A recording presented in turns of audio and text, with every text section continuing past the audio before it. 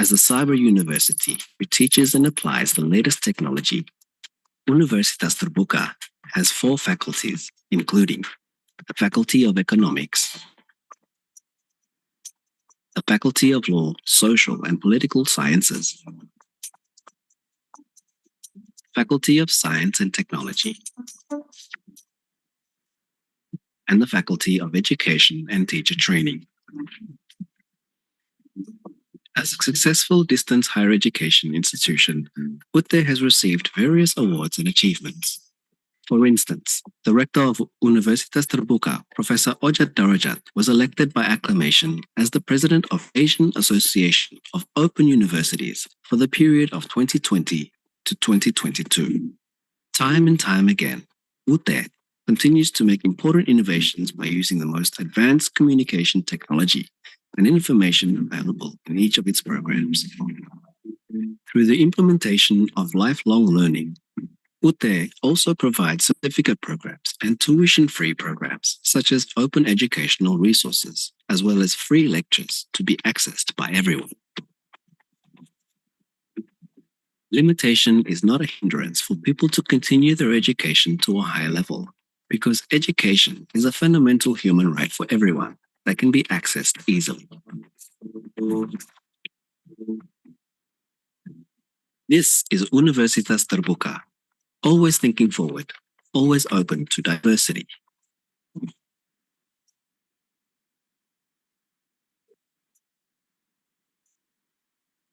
Dedikasi kita di semua anak.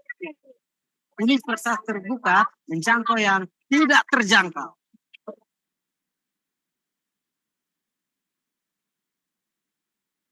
Kemajuan ilmu pengetahuan serta pandemi merubah kebiasaan kita dalam menggunakan teknologi dan internet. Hal ini mendorong berdirinya Indonesia Cyber Education Institute yang diresmikan Direktorat Jenderal Pendidikan Tinggi pada tanggal 28 Juli tahun 2021. ICE Institute merupakan lokapasa digital untuk mata kuliah daring berkualitas di Indonesia yang tujuan utamanya adalah memfasilitasi penyediaan pendidikan berkualitas sekaligus menjamin kualitas layanan pembelajaran daring serta mendorong pemerataan kualitas pendidikan di Indonesia. Didukung oleh 14 mitra konsorsium, mata kuliah daring yang disediakan oleh ICE Institute dapat memperluas akses pendidikan berkualitas untuk siapa saja, kapan saja, dan di mana saja dengan beasiswa Merdeka Belajar untuk semua dari Menteri Pendidikan, Kebudayaan, Riset, dan Teknologi. Semua mahasiswa dari berbagai perguruan tinggi bisa memilih mata kuliah dari perguruan tinggi ternama di Indonesia juga luar negeri melalui ice.ac.id. Sebagai contoh, mahasiswa yang terdaftar di Universitas Bina Nusantara dapat mengambil perkuliahan di Universitas Indonesia yang penempuhan mata kuliah serta SKS dan sertifikatnya bisa diakui oleh kampus. Sampai saat ini di ice.ac.id ada ratusan mata kuliah daring dan perguruan tinggi papan atas di Indonesia dan ribuan lainnya dari EDX yang berasal dari perguruan tinggi terkemuka internasional. Dengan mengadopsi teknologi blockchain, ICE Institute menghubungkan semua penempuhan mata kuliah dan menghubungkannya dengan job market, sehingga menjadi satu lokapasa pendidikan daring yang terintegrasi. ICE Institute akan selalu berusaha mendorong perubahan dalam peningkatan dan pemerataan kualitas pendidikan Indonesia guna mendukung program Merdeka Belajar untuk semua.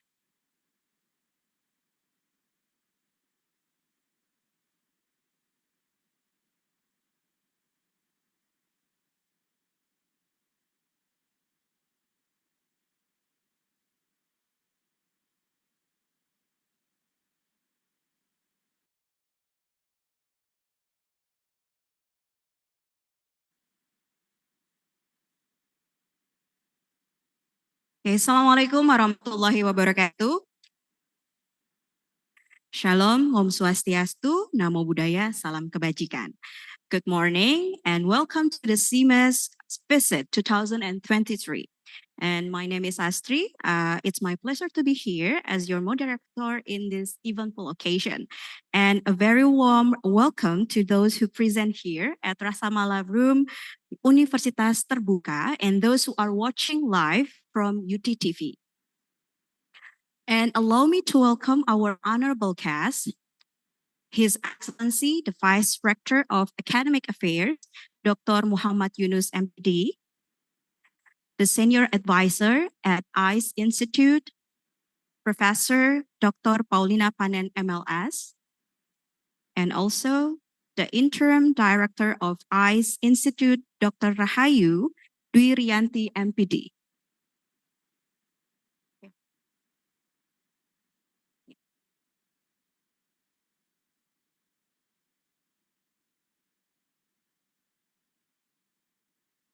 And also our distinguished panel speaker, Simas Otwama, PhD, the chair of ASEM Lifelong Learning Hub, and also Dr. Rianto Purboyo, SC, MSc from Universitas Pelita Harapan, and also Kurnia Endahriana, SEMCom from Universitas Terbuka, and also our head study programs, lecturers, and distinguished guests.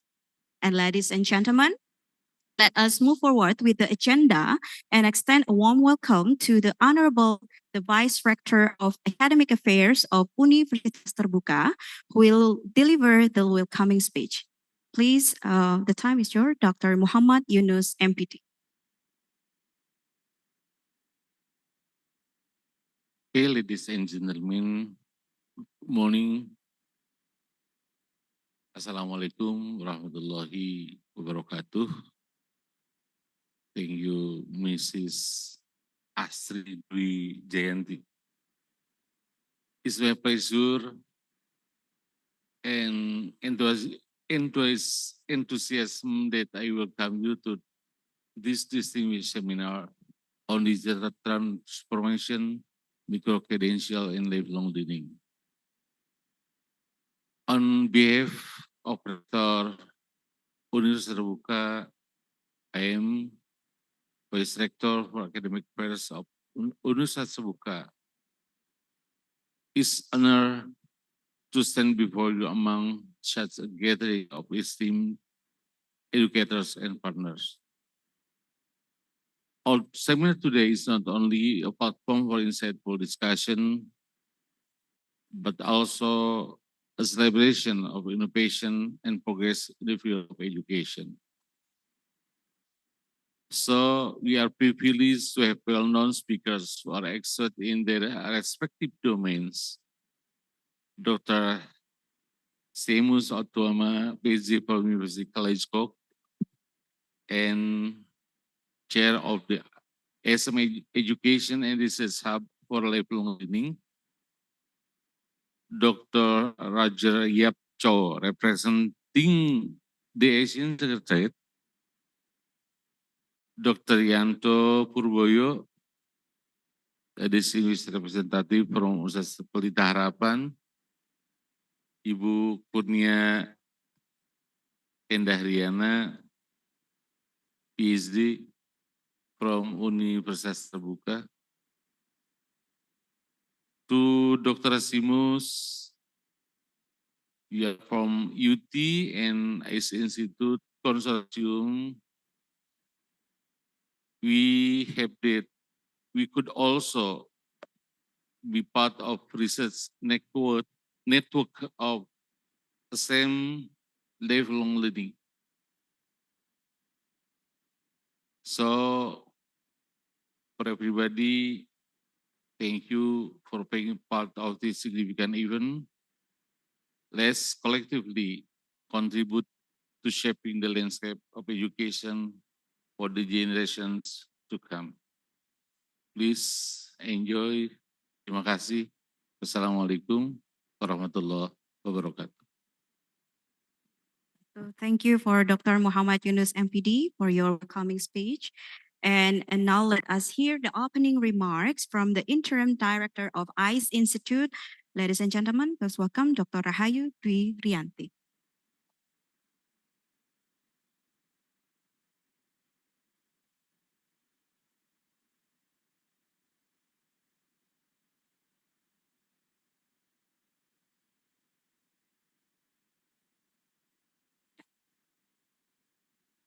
Good morning, everybody. Good morning, Pak Semus. We usually use the title Pak for gentleman.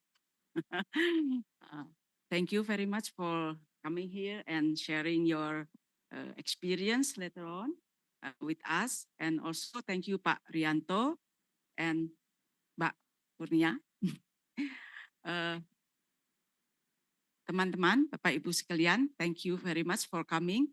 And hopefully this event will benefit for us all and give us more knowledge and also some insight about microcredential and also Recording in lifelong progress. educations. Without further ado, I think let us begin our session. And I'm officially open this seminar. Please enjoy and don't forget later give your comment and feedback for us to re-evaluation the event. Thank you very much. Thank you so much for your welcoming speech, Dr. Rahayudri Rianti, MPD. And ladies and gentlemen, next in line, we now have the honor of hearing a remark from the Assistant Director of Education, Youth and Sport at the Asian Secretariat. And ladies and gentlemen, here's the recording video from Dr. Roger Chow Jr.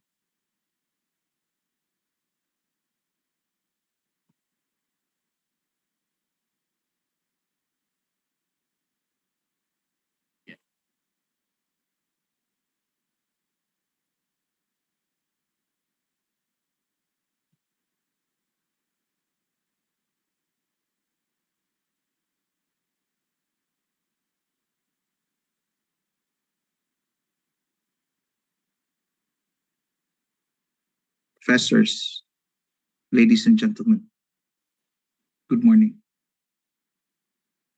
First and foremost, I would like to thank University of Terbuka and ICE Institute for collaborating with the Education, Youth and Sports Division of the ASEAN Secretariat to co-host and organize this hybrid webinar. Focus on digital transformation, microcredentials, and lifelong learning. I am delighted that Professor Seamus Otama has agreed to give a lecture on the 5 capitals of learning. The reason why we're doing this hybrid webinar is to have a discussion on the intersections between lifelong learning, digital transformation, and microcredentials. The past years have seen significant digital transformation, not only in education, but also in the way we live across different aspects of society. Microcredentials has increasingly gained prominence the past years, and how it should be integrated in the framework of the acquisition of the capitals of lifelong learning is an important aspect that we need to consider as we build on policies, as we develop initiatives, and how we engage with society now and in the future.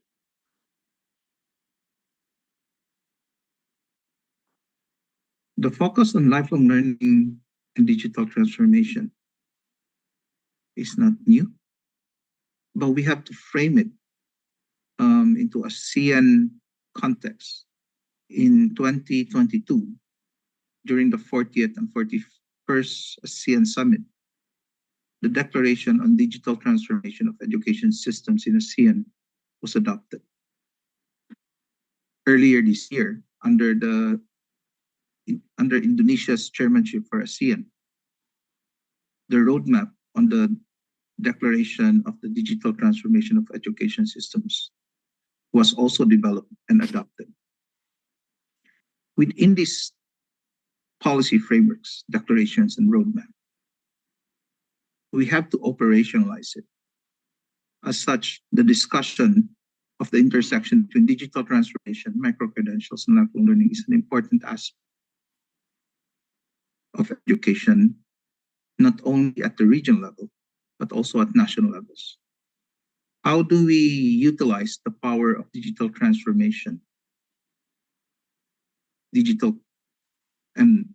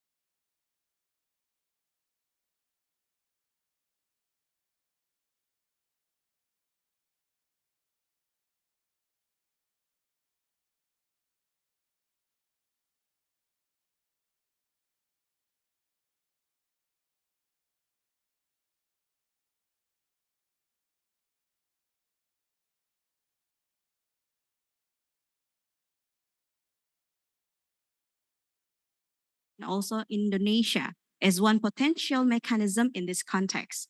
And ladies and gentlemen, before we get deeper into our agenda, I would like to inform how the presentation will be going on. So the first, Mr. Seamus Otwama, PhD, he will be invited to present the material with the title Lifelong Learning for Digital Transformation, Accumulating and Enhancing 5 Capitals of Learning. And after that, I will invite 2 other speakers, here Dr. Rianto and also Mrs. Anda, to reflect and share the implementation of this topic in their own university. So at the end of the panel session, we will have the Q&A session. And to let the discussion more insightful and comprehensive, the participant here and also the participant in online, they can share or asking question for all the panel speakers. Okay, ladies and gentlemen, now we will have the first speaker here. And before Mr. Seamus to present the material, I would like to introduce him first. So Mr. Seamus Otwama, PhD, he's the director of ACE, Adult Continuing Education, and a senior lecturer in politics at University College Cork in Ireland. And he's a chair, advisor, ambassador, or board member for many organizations around the globe, such as ASEM, UNESCO, American Association for Adult Continuing Education, and also Higher Education Research Center at Dublin City University. And he's also a member of the editorial board for the Journal of Continuing Higher Education. And also he has over 20 years experiences as an evaluator for the European Commission and National Research Agency in Poland, Romania, and also Cyprus. So right now, Mr. Seamus, the time is yours for present your presentation. Thank you. Thanks very much. So if you don't mind, I'll stand up. I'll feel a bit more comfortable speaking while I'm standing. Thanks very much for the invitation to colleagues here at the university and colleagues in ASEAN. Really appreciate the opportunity to speak to you today. I hope what I have to say is relevant to you and useful. The main focus will be around the 5 capitals of learning. I could talk a bit more if we have time around the Microcredential project in Ireland, because Ireland has really taken on the Microcredentials project with a lot of energy.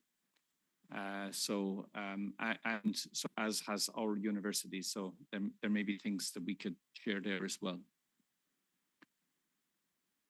So I would say that 2023 was an important year for us because we got somewhat of a wake-up call in relation to a number of things. And artificial intelligence, although, of course, it wasn't the new thing, it suddenly became on everybody's agenda with ChatGPT, and then suddenly everybody's talking about artificial intelligence and the potential impacts of artificial intelligence everywhere and anywhere. We've also seen advances in robotics. We've seen things like the use of drones in warfare. Unfortunately, we have warfare, and drones have become a central part of that. We've seen in the war in Ukraine, especially. Climate crisis. We've seen more significant challenges around climate in 2023 than I think we've ever seen before.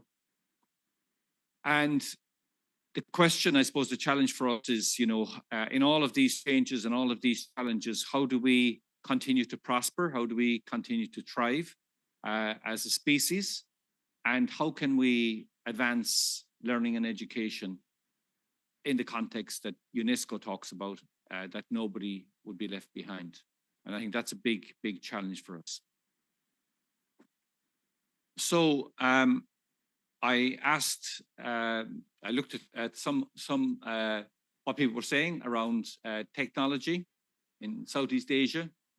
I'm sorry, the writing is a little bit small, but I suppose the basic the basic message here is that there are huge, I suppose, opportunities in the technological space for graduates coming out of universities now and for people in the workforce already. So this is critically important. So I think this is a very positive dimension for Southeast Asia. But I also asked ChatGPT for its view, because everybody's talking about ChatGPT. So I said we better ask ChatGPT what its view of things are. So I thought it was interesting. I asked this 3 questions initially. I said, what were the tech jobs in Southeast Asia in 2003? I said, what are the ones that are going to be there in the next 5 years? And then what ones will be there in 2043? Now, I mean, I think in terms of 2003 and the current state of affairs is probably accurate enough. We'll have to imagine maybe 2043, ChatGPT is only speculating. But without going in too much detail in it, you can see that the jobs are changing. The jobs continue to change, which means that unless we stay, up to speed around the technologies, then we're going to be left behind. So it's not just traditional idea of people maybe with low literacy levels and no levels of formal education being left behind. Everybody can be left behind in this scenario. So that's why this is important. And ChatGPT gives us some advice. So it tells us that it's important for individuals seeking a career in tech to stay adaptable, continuously learn, and be ready to embrace emerging technologies and industries. Good advice from ChatGPT. Now, I mean, this is really, it's saying lifelong learning, lifelong learning, lifelong learning. This is what's important. And if we are to remain, I suppose, if our careers are to continue and if we want to stay involved and stay with things, this is where we need to go to. So I thought it was interesting that we go to the source, we go to the oracle like they did in Delphi in ancient Greece. We go into ChatGPT to find out what's happening. So on the basis of that, the idea of lifelong learning is critically important. And I just wanted to talk a little bit about what I call the 5 capitals of learning, and to say why each one of these is important. And then I will also just talk a little bit about micro-credentials in my department and in my university. So the model I'm using is this model here. And at the center of it is the words reflexive modernity. And what I mean by reflexive modernity is we live in a period where the identity project of each individual has become increasingly important. So people, basically, all of us, have a portfolio of identity, the kinds of things that we identify ourselves as being. Young people, this is increasingly important in terms of their image, what they consume, what they believe in, the groups they join, the fashion, the music, all of the million and one other things that they use for self-identification. The challenge for us as educators is that if we say we put the learner at the center of things, then this is the kind of learner we're talking about. We're talking about a diversity of learners. So every single person in this room is dressed differently. Everybody in this room has, we share certain values, but we diverge on other values and other things around our identity. And this is really, really important for us, for all of us, in terms of who we are. And then 5 capitals I'm going to speak about are seed capital, which, is on the basic starting point. Identity capital, cultural capital, social capital, and human capital. Some of these you've heard lots of times, and some of them maybe you haven't heard so much. So seed capital, and it's important, I suppose, that we start from the idea of seed capital, because if we're serious about nobody being left behind, the reason why people get left behind is because they don't have the seed capital. They don't have the basic beginning points in their educational journey. And as we saw from the advice of ChatGPT, we need to be constantly vigilant in terms of maintaining our own seed capital, our own knowledge, our own expertise, our own learning. So I would say seed capital is basic starting point. These are the very basic learnings that we need in order to get a stake in the educational process, get a stake in the skills development process. It's about what we can accumulate, but it's also about how we can use what we accumulate. How can we invest that? How can we make that move forward? It's like if you're in business, suppose one of you comes up with a really ingenious technological advance idea that you want to create. It's all very well having the idea, but you can do nothing about it unless you have seed capital, unless you have something to invest to make that happen. And it's the same with learning, same with education.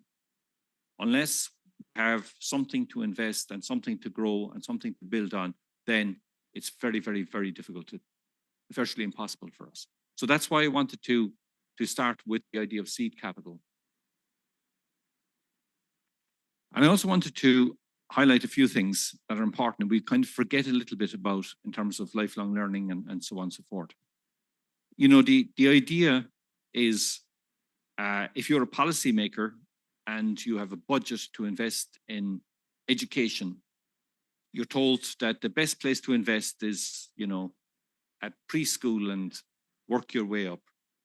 And of course, there's a logic to that.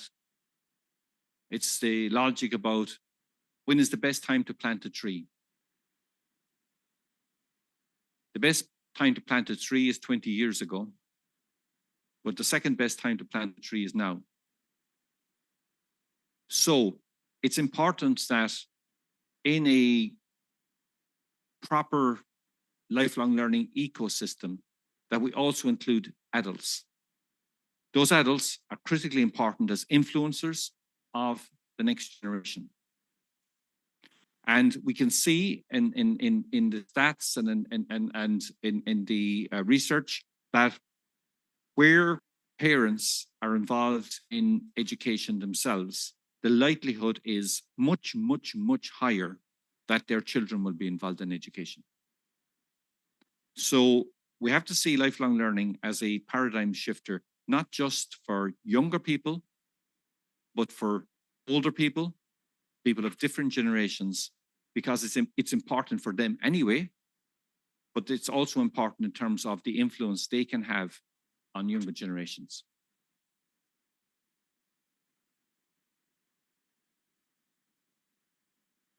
So we talk about parents' education, language status, educational attainment, literacy practice at home, and literacy proficiency. These are key factors that enable young people to engage in the educational system.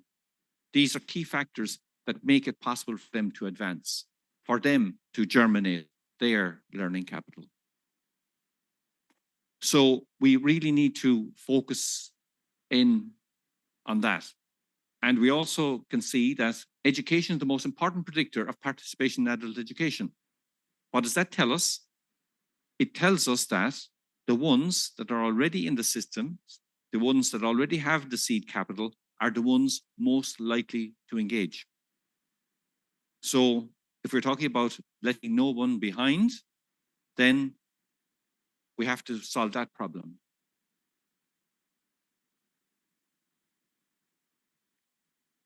And I was. I wanted to capture a crowd scenario, because we often talk about learners, but we're not talking about everybody. And we have to talk about everybody. So we have to talk about the people on the front desk outside. We need to talk about the security people who open the door. We need to talk about the people who clean the floor, clean the toilets, who drive the grab motorbikes, whatever they're doing. We have to think about all of the learners. And if we are serious about making sure that none of them are left behind, then we have to face the challenges like the 90% of the people who are not engaging at the moment. How do we reach them? How do we get them on board? You know, where are they going to be on the technological transformation that's happening in society? Where are they in that agenda? How do they get into that agenda? I'll tell you an interesting anecdote from the city that I come from, the city I live in. Apple European headquarters are in Cork. Apple has been in Cork for a long, long time, right from the very, very beginning of Apple almost. There's a huge campus there with thousands and thousands of people working there in very high-paid, high-skilled jobs. But it's also located in the most economically disadvantaged area in Cork City. So the question is, how do people in that neighborhood get jobs in Apple? What kind of jobs will they get in Apple? They will get the jobs as the janitor, as the security person, as the cleaner, the person working in the canteen, and so on, if they're lucky. But how will they get the high-end jobs? How will they get to there? They will only get to there through a long journey. And we have seen people who, through processes, do actually get to those places, but it's not instant. So unless they have the seed capital to begin with, they're never going to get there. The partially met demand, I just wanted to highlight that one as well, because again, this indicates people who are already in the system and who are already gaining experience and gaining knowledge and gaining educational opportunities are the ones who are most demanding. And that's good. That's a good thing. But the problem is, what about the ones who are not in the system, who are not in the partially met demand? And this is where the seed capital really needs to be focused. So I would say, you know, this quote at the end, funds are earmarked and complemented with outreach activities. So basically, if we are really serious about meeting that challenge, then we're going to have to make extraordinary efforts to include people. And I know that in Southeast Asia, there are a lot of really, really exciting projects happening around community-based education and so on and so forth. And if we're really serious about getting a lot of the people who we see at the market, well, that's where we're going to have to get them. We're going to have to go right down to the community level. So identity capital, and what is identity capital? To begin with, the concept of identity is important. Each one of us, at one point in our life, had to discover that we were a human being. We had to discover that we were a separate entity to the person taking care of us. We did that through a process of double contingency, through our interaction with the person, the messages we got back from them, and so on and so forth. So identity is really, really, really important. And as human beings, we can only participate in society through our capacity to understand ourselves as a person, through our identity. Now, the thing is that identity capital is also about people's self-esteem and dignity as a member of a community, and educational processes are critical in terms of enhancing identity capital. You know this from the way you yourselves have been transformed through the educational system. You know this from the difference between somebody comes into you as a first-year undergraduate on day one and who that person is at the end of the first year. They're a different person. They've already moved on. They're already in a different place. But that also impacts how they live in wider society, how they interact with other people, how they can mobilize effort, how they can achieve things, how people see them. So it's really, really important in terms of the lifelong learning project that we realize that we're involved in transforming people's identity. This is one of the things we do. And it's important, I suppose, we do it in a positive way. Oh, sorry.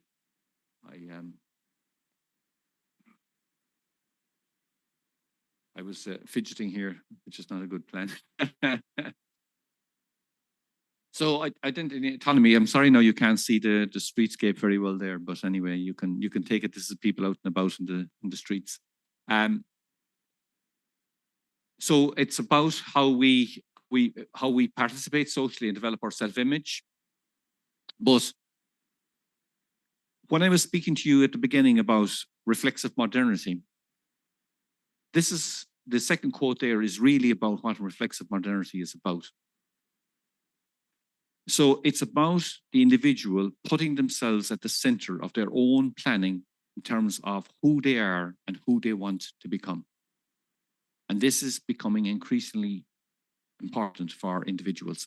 And you see this more and more with younger people. You can see how younger people engage in the world in terms of how they understand themselves, how they understand who they are, and so on and so forth. Their image is really important for them. And you can see this in terms of all the pictures they're taking. And they're sharing these on social media and so on. But also things like consumption is important for them. What they eat, what they drink, what they do, who they interact with, what they believe in.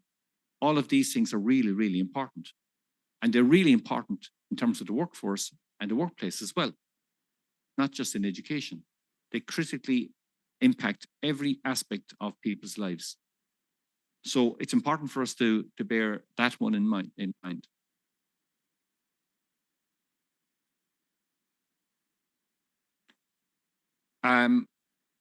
So this idea of putting the learner at the center, I want to put the quote there, which says, to intelligently strategize and make decisions affecting their lives.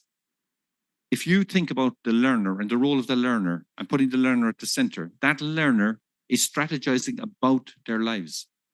They're strategizing about their careers. They're strategizing about their future.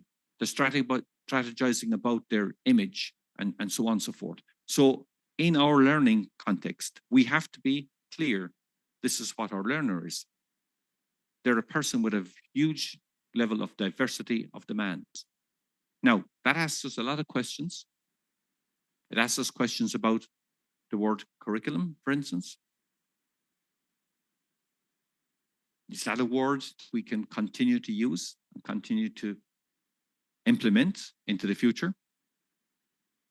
Because in a sense, we are saying there's a portfolio here already designed for you, and you have to consume this particular portfolio.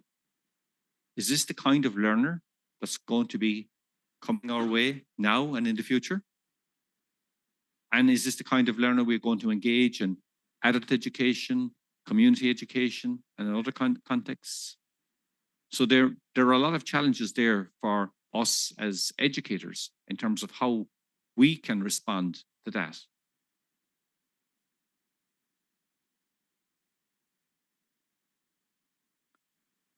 Now we move on to cultural capital. And cultural capital is the sort of essential cultural understandings that you need to participate in the society.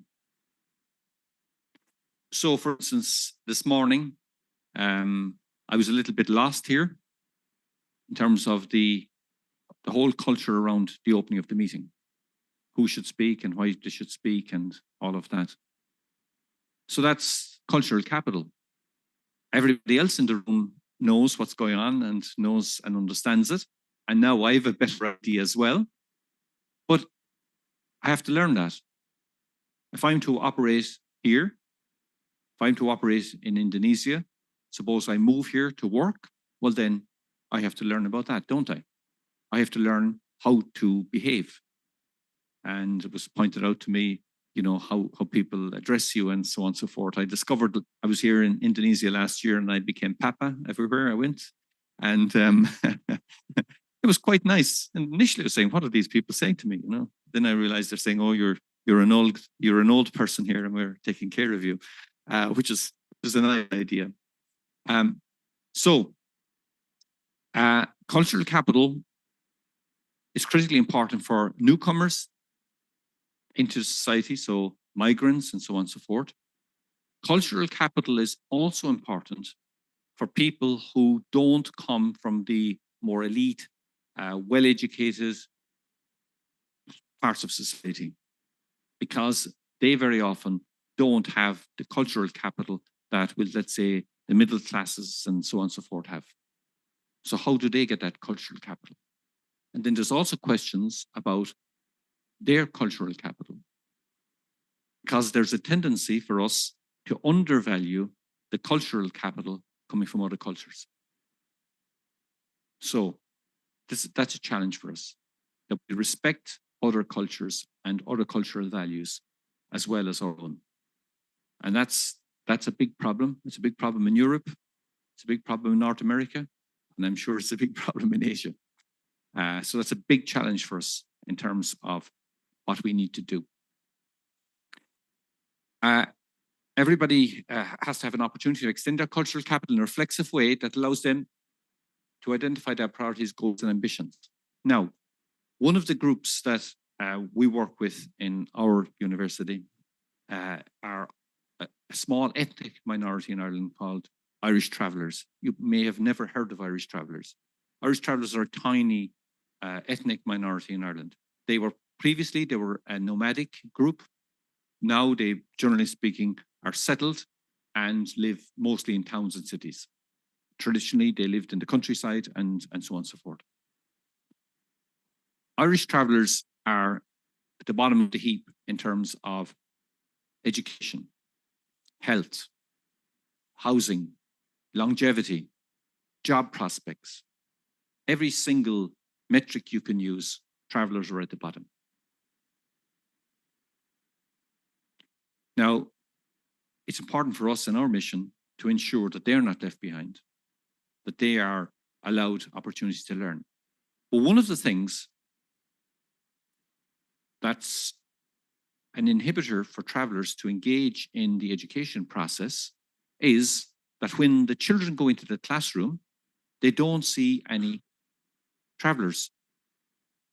They don't see any travellers represented in any of the literature, any of the images, any of the history, any of the discussion. So there's a sense for them that the process of the education system is stealing their culture.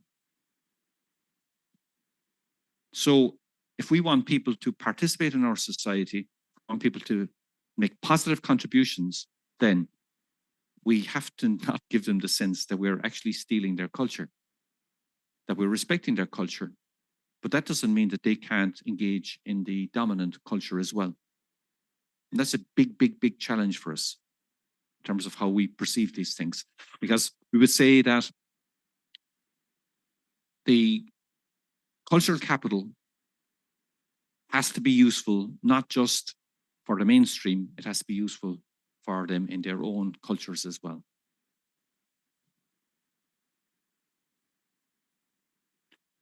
So what is cultural capital? It's a sense of belonging and being accepted, you know, so that part of the culture. You need to speak the language of the country you're in, you know, so if you don't speak the local language, then you're in trouble because you're not going to be able to get best jobs and the best opportunities and so on. And there needs to be an opportunity for people to develop from what they are on the basis of their needs. So rather than trying to devalue their cultural capital, you give people a chance to develop and build their cultural capital. And people are going to be much more positively engaged in society if they feel you're not undermining their culture, not taking their culture.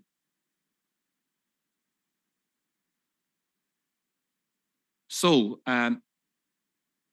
so having a voice, a capacity, an opportunity to be an active agent in shaping your life. So you need cultural capital in order to do that. And then there's the idea of the status quo of tolerance, coexistence, and respect for difference. So basically, what I'm saying there is that it's not just saying that person is okay, it's enabling them. It's recognizing them. It's recognizing their unique cultural values and saying these things are important. They need to be celebrated. They need to be respected. They need to be recognized. And the need for a dominant culture to accommodate to diversity. You know, like you live in a diverse society in Indonesia, and you know that there are incredible additional values from living in a diverse society. There are so many advantages.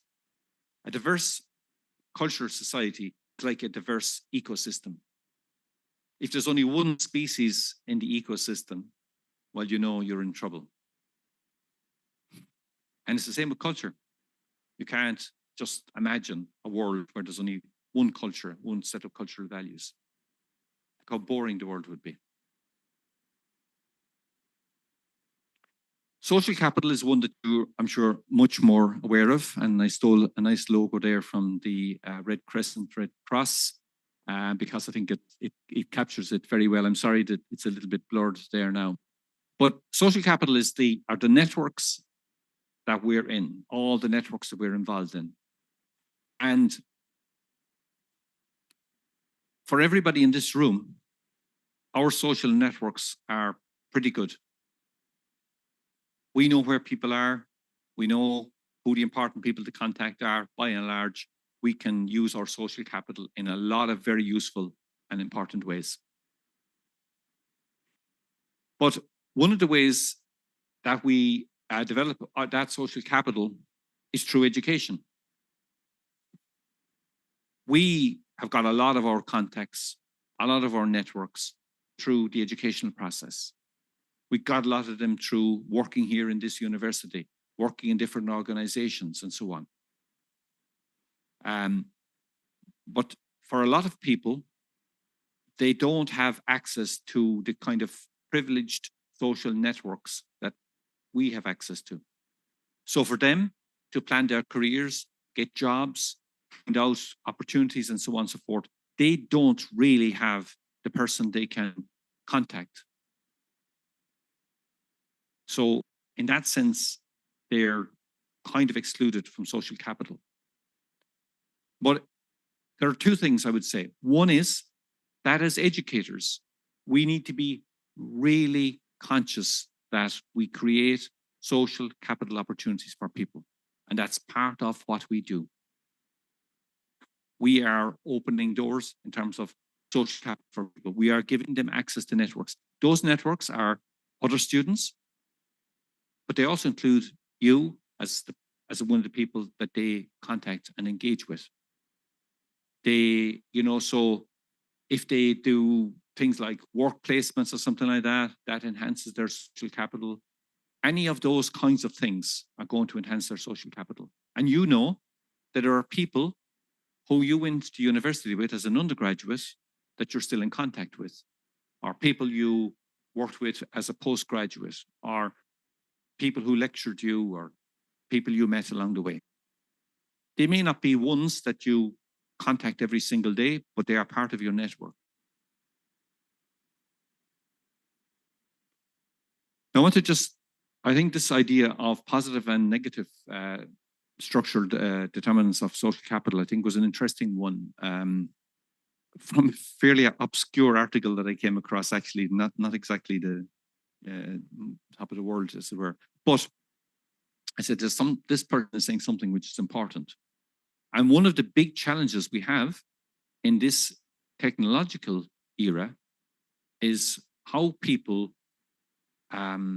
operate in social media. So you can operate in a silo. You can operate with people who think exactly the same as you on all the same topics that you think the same way. So although in theory, you have access to almost every single human being on the planet through social media in one way or another, people are tending to maybe migrate into silos. And we've seen huge problems. You look at North American politics, you look at the politics in the United States at the moment, and you'll see the crisis that that's in. And a lot of that is down to people engaging in negative social capital. So they are mixing with, they're talking to people who have a very negative view of the world.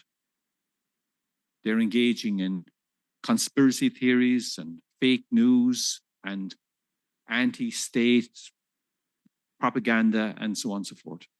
And this is all they're hearing all the time. And everybody they're talking to is absolutely convinced that this is the way the world is. So that's a big challenge for us. How do we ensure that people continue to engage with everybody? Because unless you're hearing other points of view, you get just consolidated into a particular way of thinking. So these, I would say, are negative structural determinants of social capital. So all social capital isn't necessarily good. We need to think about ways in which we can make it more positive. I just want to mention this idea of the strength of weak social ties, and this goes back to a long time ago to Granovetter, who came up with this concept and this idea. Weak social ties are not your immediate family and your immediate community and so on and so forth, tight-knit groups. They are the people kind of beyond that. The kind of person you could go to or ask about something, or you would know that you could ask them. And they can be quite useful over an extended period of time. I was in the university one day, and my secretary said to me, "Oh, there's a guy on there. He wants to talk to you. His name is such and such." And said, "I don't know why he wants to talk to you. He's a guy who owns a pub in a little village, out there, But I recognized his name because when I was a teenager, I used to go to his parents' pub. This is where all Irish people went to socialize when we were young. You went to the pub, there was music in the pub, and you went dancing and whatnot. And that's what we did. So when he contacted me, I knew who he was. I hadn't spoken to him for 30 years. He hadn't spoken to me for 30 years. But he could still contact me because I was one of his weak social ties. Now, he had to go to some trouble to find out all the connections and links, but he knew all the different people he could ask along the way and say, "Where's that guy now?" And so on and so forth. And then he wanted a favor. Fair enough. He wanted to sort something out for his son in the university. But that was him using a weak social tie. The difficulty for a lot of marginalized groups is that they have a lot of strong social ties, but they don't have any weak social ties outside of their own community. So they haven't the people they can reach outside to solve the problems. So they don't know the person in the university they can ring to sort out a problem for their son or their daughter. Well, they probably haven't somebody in the university anyway, but it's a problem. So this is one of the things that we create in educational processes. And that's non-formal and informal and formal education. We create weak social ties in all of those, but it's important for us to recognize that as a critical function of what we do. I talk about hop and skip relationships and hop and skip people. Hop and skip relationships and hop and skip people are those kinds of people. We all know them. There are some here in the room who you present a dilemma to them and they say, "Oh, I know who you can contact. There's a person in Surabaya who can do that." You say, "How did you know that?" But somehow they know that. Some of you are those people and you're called hop and skip people, which I think is a great phrase because it means that you can leap forward several links in the chain. That guy who contacted me, maybe the hop and skip person himself, or he knew some hop and skip person that could link all the things to get to me. But the hop and skip people are also enabled through the education process. So they are more useful for their communities. They're more useful in terms of the people around them. Now we're coming to human capital, and you're well aware of human capital. I'm sure it's drummed into your heads day and night. But just to repeat, it's the knowledge, skills, competencies, and attributes embodied in individuals that facilitate the creation of personal, social, and economic well-being. Recording stopped. So these are the things that you can use in terms of your career, in terms of your job prospects, in terms of where you're going to go. And it's a form of wealth. It's important that we see it as that. It's like having money in the bank, or it's like having money in your pocket, or money on your credit card. It's actual wealth. So it's something that you can accumulate and you can use in different ways. And we need to be a bit more clued into what human capital is. We can understand some of it. But I said this to somebody here in Indonesia and they kind of laughed at me, but I still think it's true. So when you drive down the street in Jakarta or any other city, and there's somebody standing at the corner of the street with a whistle in their mouth and a thing to direct, and you have a name for them, and I've forgotten what the name is. So that's human capital. That's an entrepreneur in operation. So this is a person who is has a skill. Their skill is directing traffic, stopping people and letting people cross the street and getting cars out and motorbikes through and so on and so forth. When you land on a plane the next time and you're in the airport and you look out the window after the plane has landed, you'll see one of those people on the tarmac. They're being paid very well, I presume. But are they doing anything different? They probably aren't. So human capital can come in a lot of different forms. So we shouldn't presume that people are no skill, because I've heard that phrase used a few times. Everybody has skills. So it's important for us to recognize that. And sorry, the pictures are a bit blurred, but anyway, I'm saying the World Bank says human capital is often the only asset the poor have. So it's important for us to recognize that this is the only wealth they have in their possession. It's the only capital. It's the only thing they can invest to make their lives better. So it's not a small thing. It's an important thing. But to get the human capital, you have to go through all the other steps as well. You have to have seed capital. You have to have identity capital. You have to have cultural capital. You have to have social capital, because you're not going to be able to exploit and use your human capital unless you have all of those. And you're not going to get high level, high demand, high pay human capital unless somebody gives you the seed capital to begin with. And all of us got seed capital day one. Somebody along the line brought us to school, made sure we did our homework, all of those kinds of things, in order for us to accumulate our seed capital. And it's dependent on education and health. So it's dependent on good educational practices, but it's also dependent on people being healthy and having, good well-being. And then it's important for us to remember this. Human capital is capital. So skills and formal education may become obsolete if not maintained. You remember the little message we got from ChatGPT at the start?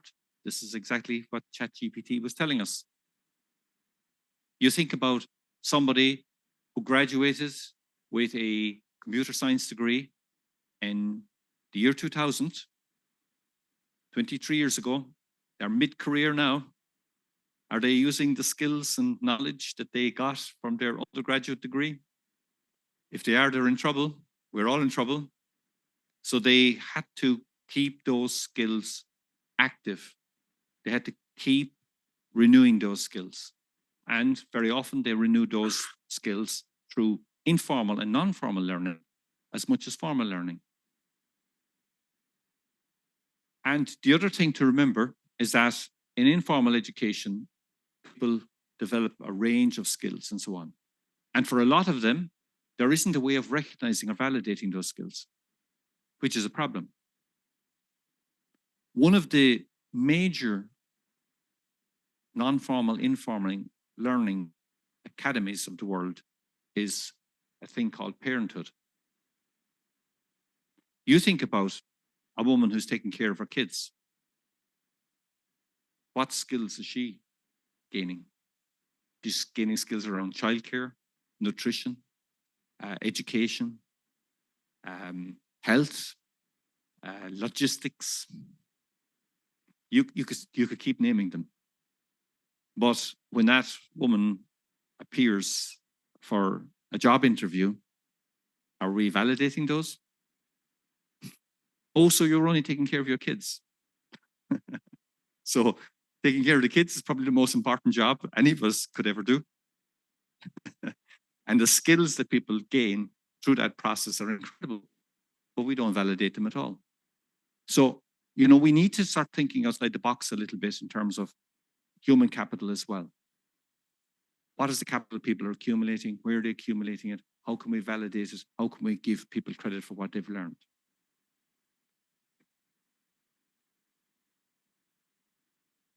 Now, I know we promised you microcredentials. How am I doing on time? Am I over time?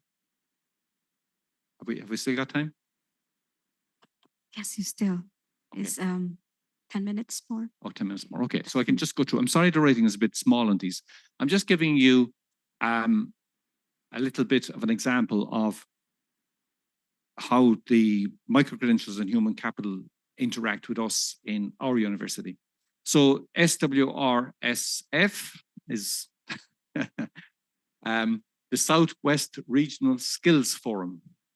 So where we are located is in the southwest quadrant of Ireland, and there's a Southwest Region Skills Forum. So that's what that is. So they engaged in a topic around critical skills with employers and so on and so forth.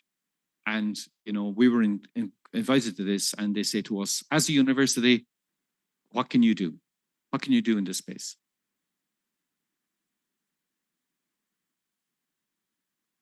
So we said we will organize a roundtable with employers to understand their learning needs better, which we did.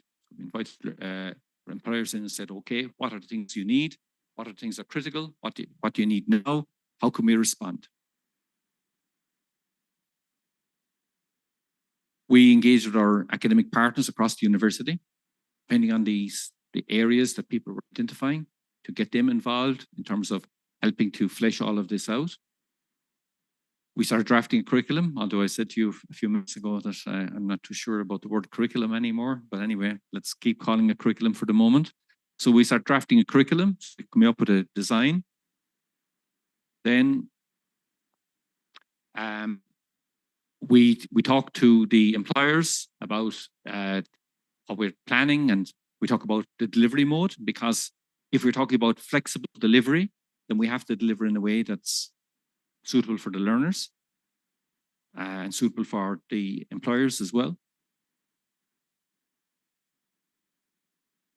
So we go through a curriculum approval process, and our curriculum approval process includes an external assessor, employers reps, and also includes student reps, and it includes academics from outside of the disciplinary area, as well as people from the disciplinary area.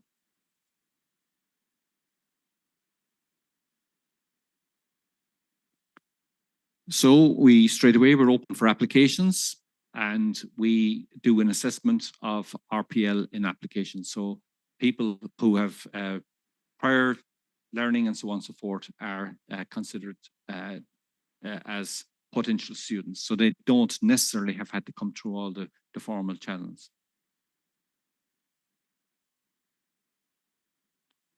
So then we deliver through a whole series of ways, and then we always use continuous assessment as our mode of assessment. Then we have an exam board, again with an external examiner, which includes the quality. And then there's certification of the learners. So the learners all get, in our system, they will all get ECTS credits. Whether that's 5, 10, 15, 20, but they will get ECTS credits. And generally speaking, your time is up now? Okay. All right. So I'll just very quickly show you two pictures. We won't go through the values. We'll skip that part. I was going to go through those. I just want to show you a couple of pictures very quickly, because these are in the areas. So people very often think of microcredentials as skills-based, industry-focused, and so on and so forth. Yes, of course, but not exclusively. Microcredentials can be used in all kinds of areas. So trauma-informed practice in education, that's for teachers in schools. RPL for adult and community educators. This is for the equivalent of people working in community learning centers, helping them to understand how they could apply recognition of prior learning in their learning centers. Community-based mentoring is a microcredential which is aimed at key influencers at community level to help them to advise people on their educational and training needs, to say, this is a place you could go, and so on and so forth. They're kind of the weak social ties kind of person. Responding to problem gambling, you can see that. So that's a microcredential. So look, you can see there's a whole lot. Climate change, there's biopharma ones, and so on and so forth. So I just wanted to give you a sense that, you know, they don't all have to be in just a kind of traditional idea of what, you know, what microcredentials are used for. And to just, that's the last picture, and now I'll stop. So this is just giving you an idea of, and you can see the Asia Europe Foundation is one of the people who worked with us. So we did a big project with young leaders. We did a project with them around that. And you can just see there's all kinds of different organizations there. Look, some of these logos won't be known to you, but some of them you'll recognize, like Pfizer, for instance, you'll probably recognize. But, you know, so it's a range of different kinds of approaches. So I'll stop. Okay, thank you so much. Give applause to Dr. Simas. Okay, ladies and gentlemen, I believe you have any question about the presentation. Because right now we more understand about the 5 capitals of the learner, and as an educator, we need to thinking about the opportunity for the learner to make the capital more stronger. Because in UT, especially, our students also come from different island, different ethnic, different culture, and I believe later Mrs. Rihanna will sharing about that, and also Mr. Rianto. And but for the participant here and also in online participant, if you have any question, if you have some question, please wait until we will open the Q&A session in the end of this panel session. So later, right now, we will invite the second speaker, and we already have Dr. Rianto Purboyo, SC MSc. He's come from Universitas Pelita Harapan. He is a lecturer of psychology study program, and his areas of interest include online learning, psychological assessment, and educational technology. And he earned his bachelor degree in psychology profession from Universitas Jajaran Bandung, and also Master of Science in Education and Training System Design, and also Doctor of Instructional Technology from University Twente in NCD, the Netherlands. Okay, and he is also a psychologist in educational and education technology field. Okay, right now, Mr. Rianto, the time is yours. Okay, may I have this one? Can I borrow this one? Yeah, thank you. Yeah, you can stand up here or just, yeah. Okay. Okay. We will invite two speakers. Mrs. Rianto, do you mind to have a seat here, and also Mrs. Rihanna? Yeah.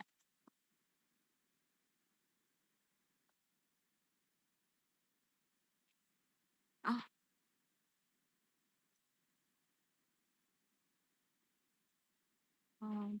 Dia mau pinjam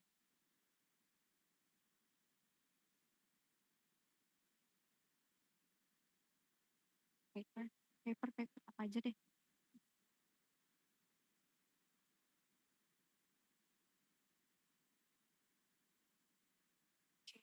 Ya.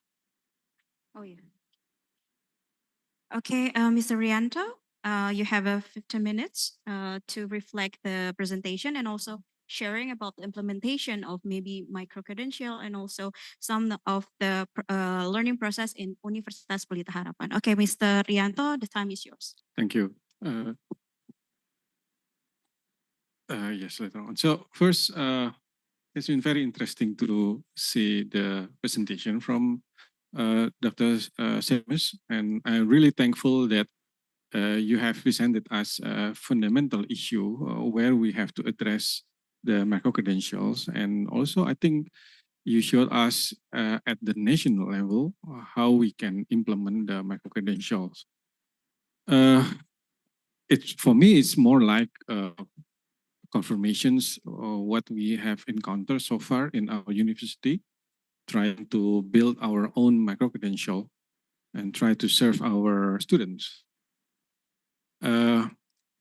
Especially when you mentioned about the seed capital, the first, the foundational one, and also the identity capital, because in the beginning, we thought that we will stay as a private university in Jakarta, among other close to 5,000 universities in Indonesia, as only serving our traditional students only.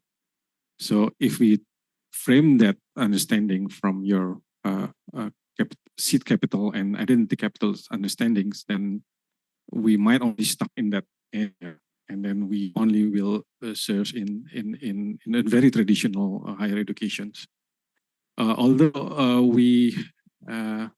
when I was sitting there listening to your presentation, I was imagining if the government agents from the educational ministry of our Indonesia should listen to this, because our higher education is pretty regulated and very tight in the reporting area.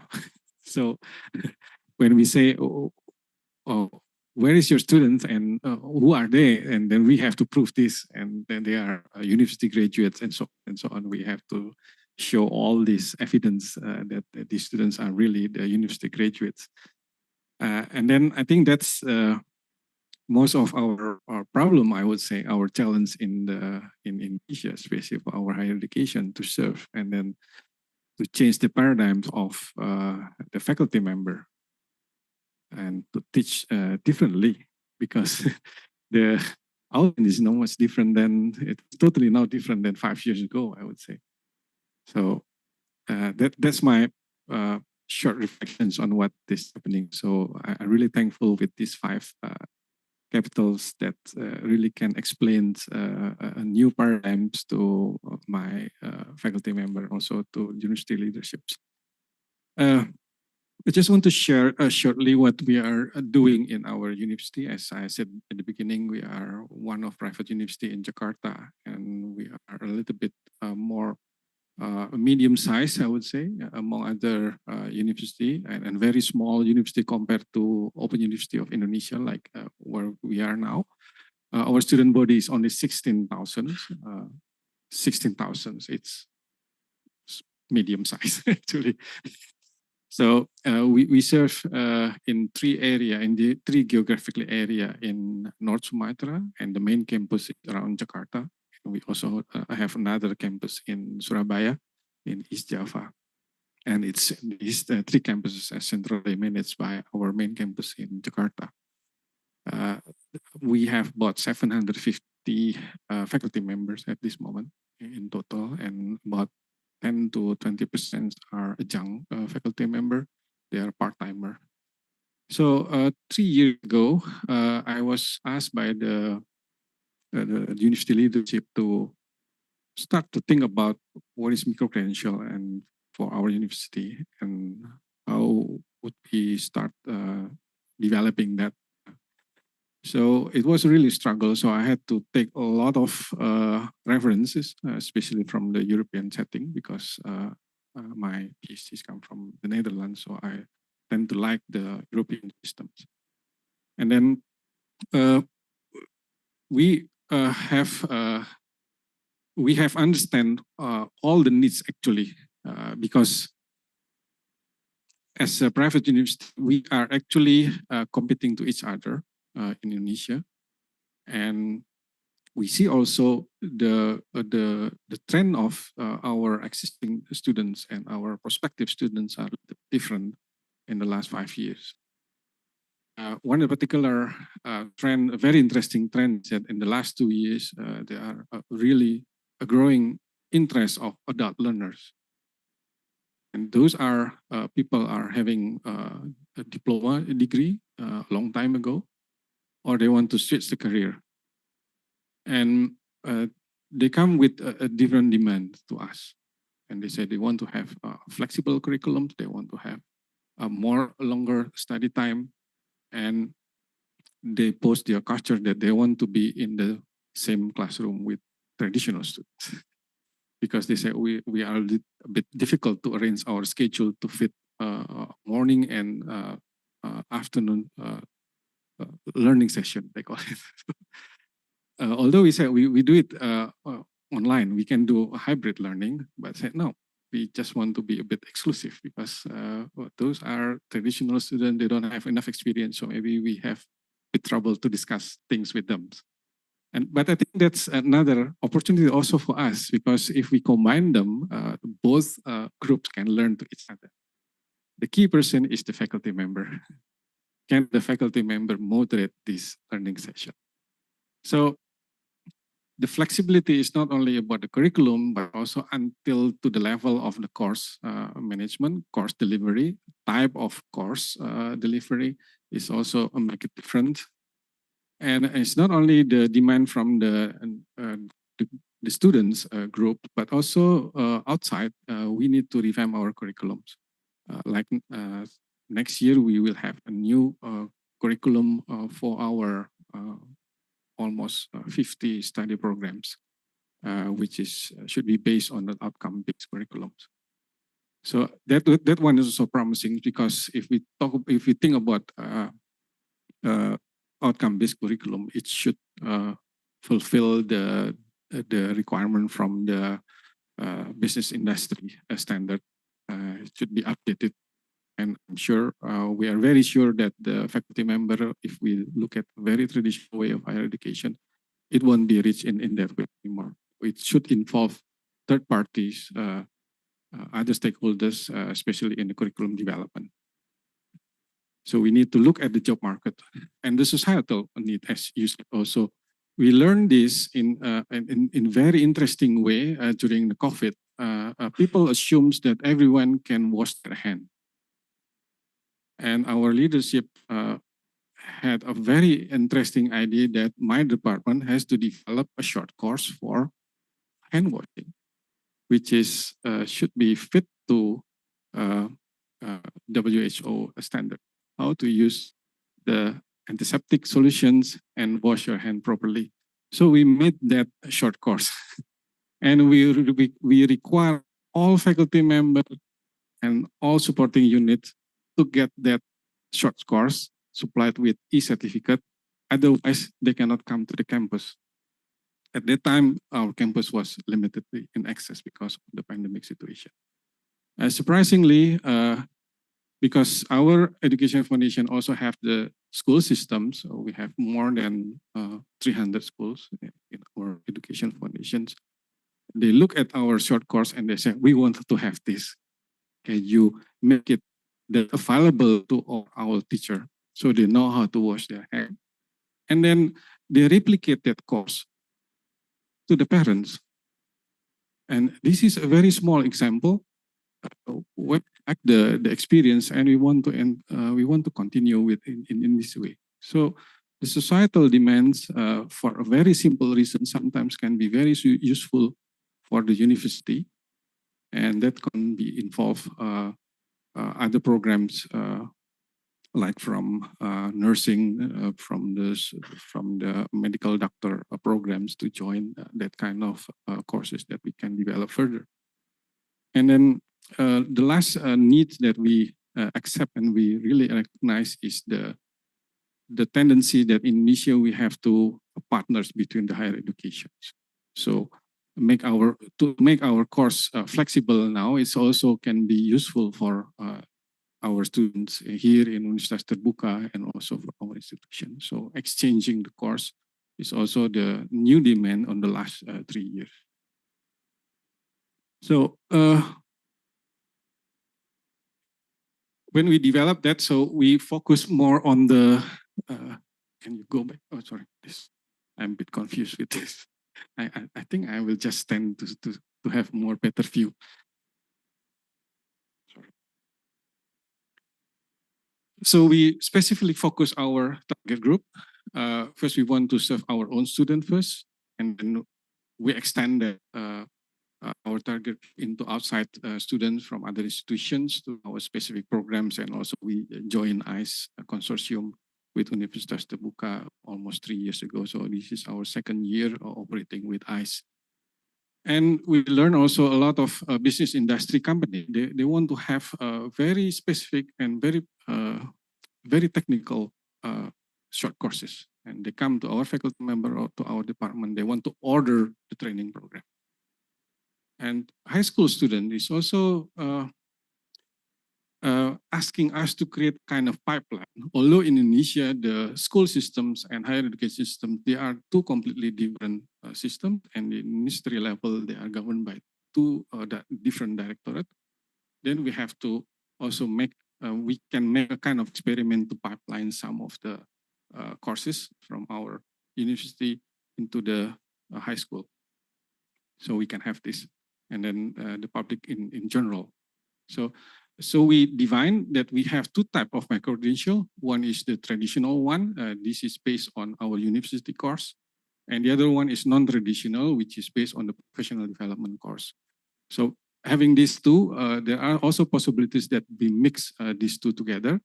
And then we define that we have 3 types of microcredential in our university. One is the skill credential. This is can last from 4 to 12 learning hours, and it is mostly for non-formal education to attain a very specific competency. It's not explicitly recognized by external quality assurance, but only from our university only, or to the third party only. So they can come and then they can come to us and order the short courses, and we deliver it for them. Later on, we can white label those courses and make it for different companies' need. The second one is more modular. We call it module microcredential that lasts for 25 to 150 learning module. This is credit system based in Indonesian, so we call it SKS. In Europe, you have the ECTS system. This to attain specific competency. This is more formal. And this is explicitly recognized by 2 QA systems, UPA and external parties, also from the business standard. If we make it for ICE, for every institution in higher education, it should comply to ICE quality assurance standard. So this is the credit bearing. This is possible that we can get the academic credit. If someone is completing this module, later on they can be recognized in our Indonesian credit system. And the third one is short learning programs. This is a longer programs. This is a pathway, a learning pathway system. We can stack the first and the second module. By defining this, also we publish the guideline in our university and socialize the guideline to our faculty member, and that we have these 3 types of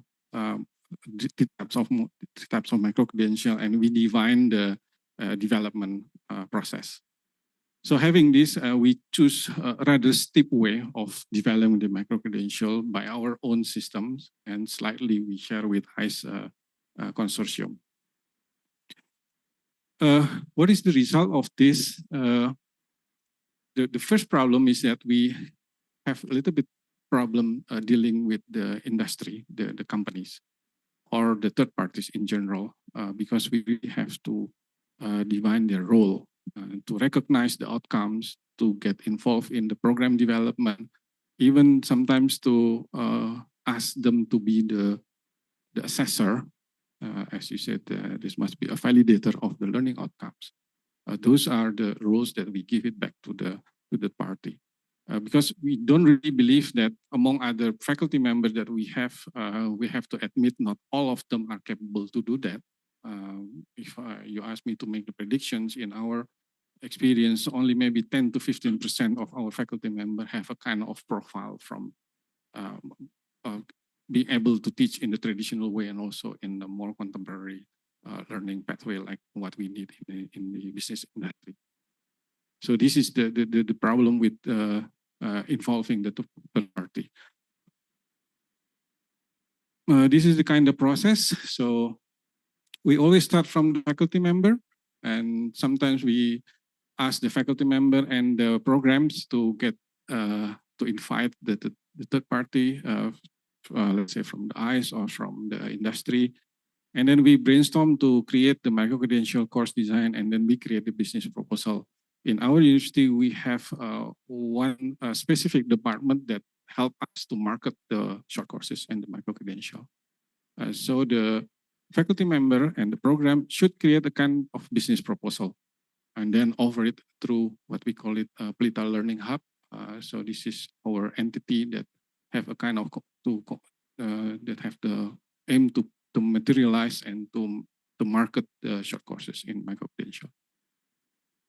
So this is to come from the marketing effort and also the delivery. The delivery itself is not necessarily only online delivery process, but also can be a mixed mode in the blended learning. The current trend is now the company want to have more like a boot camp type of sessions until we can issue the e-certificate. So to have these programs, this initiative, we have to build a separate learning management system. This is different than what we normally use for traditional teaching and learning. This system can roam to our existing system.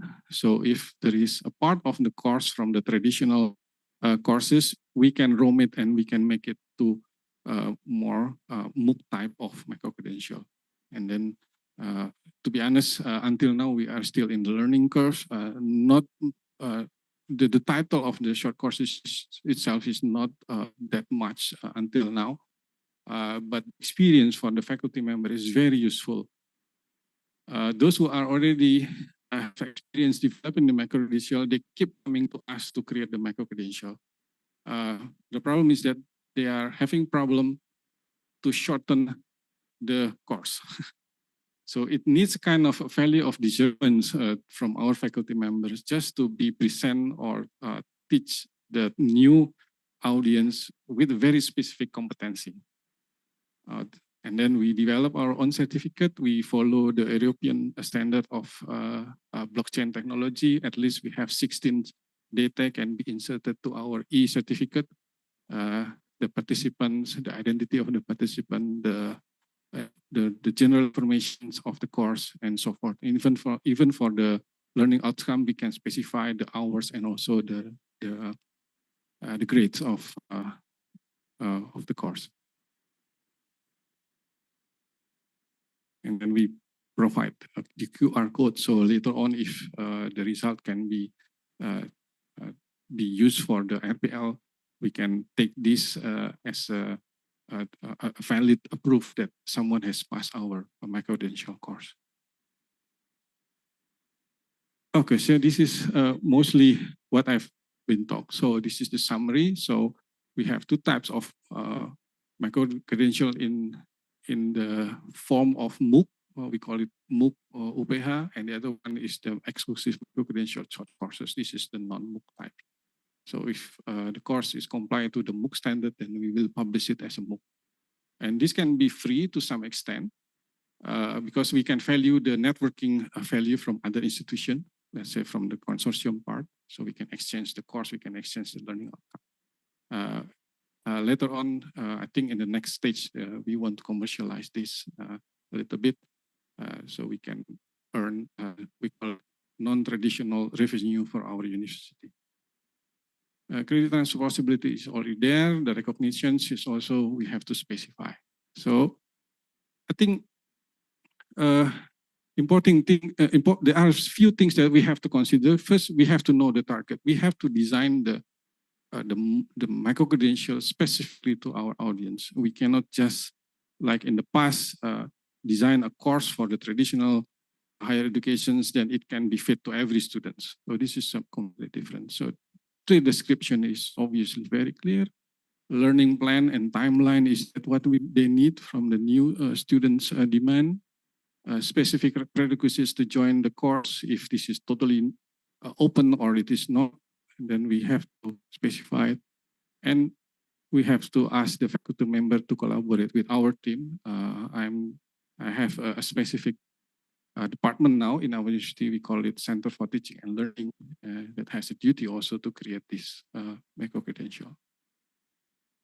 Okay, and I think as a summary, micro-credential is very promising approach. This is the methodology, and the implementation strategy for us is not that much difficult anymore. We have a lot of technology, we have a lot of IT infrastructure. But as you said, the changing of the paradigms, that's I think the most of the issue. And secondly, we would like to see the government initiative also to recognize the micro-credential. I think since last October, we have a new standard of higher education related to the quality assurance from the Ministry of Education, and that already mentioned about micro-credential. So I think next year, this can be a bit solved. Business industry involvement is still a challenge. So the last part, the financial stability, because we are private university, we earn our income mostly from the student tuition. So having a micro-credential as a free or half free, we have to modify our financial model, I would say.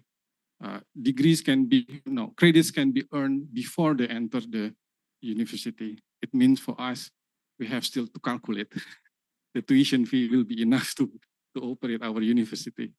This is maybe not applicable for the public university, most of the university in Indonesia, because they are funded by the government, at least more than 55% of the total budget. That's all from my experience, my sharing from our university. Thank you. Okay, thank you. Give applause to Dr. Rianto for his sharing the experiences in Universitas Pelita Harapan. Okay, later on, maybe this is become the information for us to make discussion more comprehensive in the Q&A session. Okay, for the next session, we will invite Mrs. Riana to present her reflection. Okay, but before she present the presentation, I would like to introduce her. Her name is Kurnia Endahriana SE MCom. She is a lecturer of Management Study Program, and she teach Strategic Management and Marketing Management. And she earned his bachelor degree from Universitas 11 Maret in Surakarta and her master degree from Curtin University, Australia. And currently, she serves as Vice Dean for Academic Affairs at the Faculty of Economic and Business, Universitas Terbuka. So Mrs. Riana, you have 15 minutes to present the reflection. The time is yours.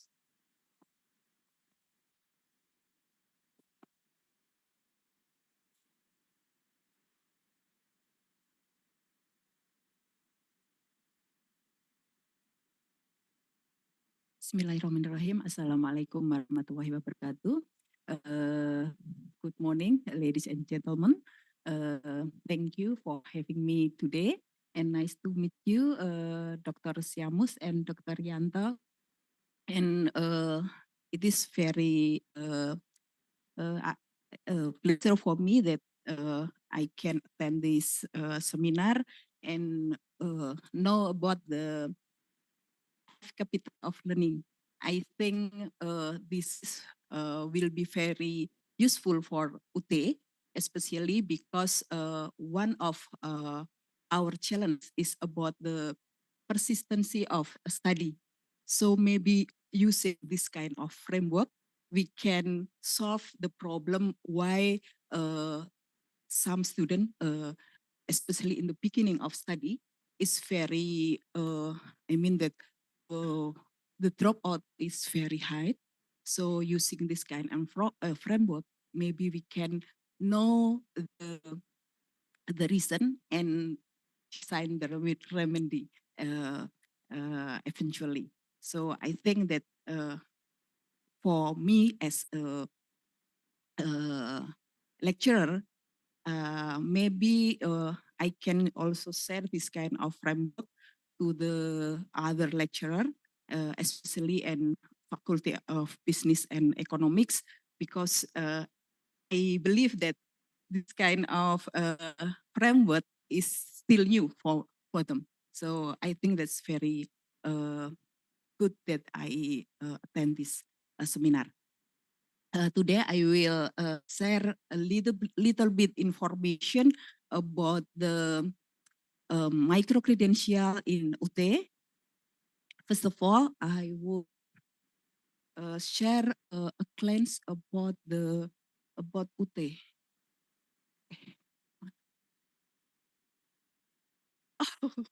No,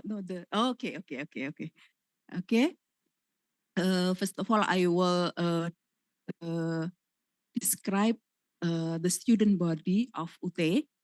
Currently, we have more than 500,000 students all over the globe, because we all also have a student in the abroad. I mean, they are Indonesian citizen, and they took courses, study program in UT.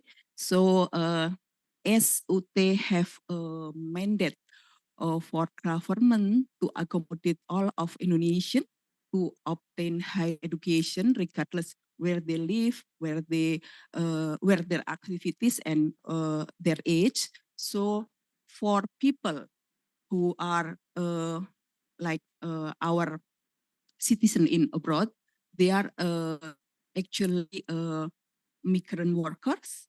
It's kind of opportunity for them to continue their education in UT. And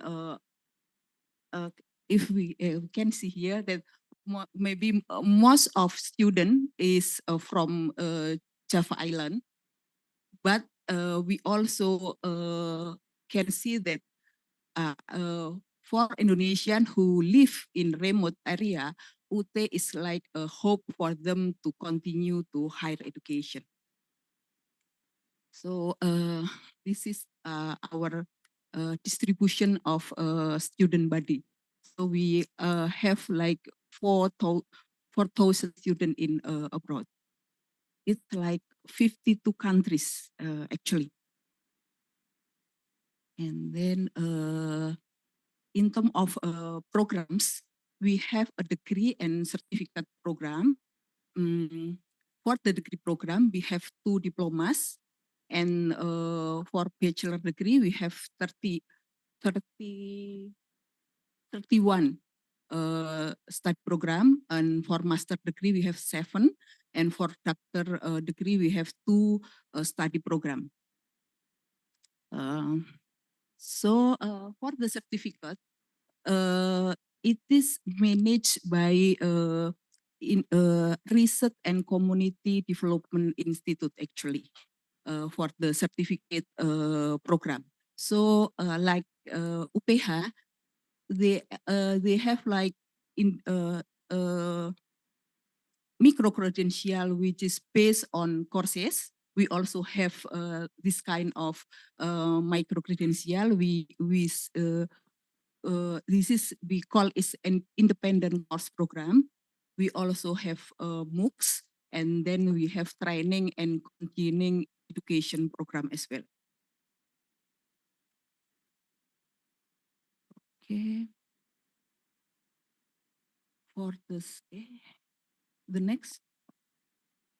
Oh, okay.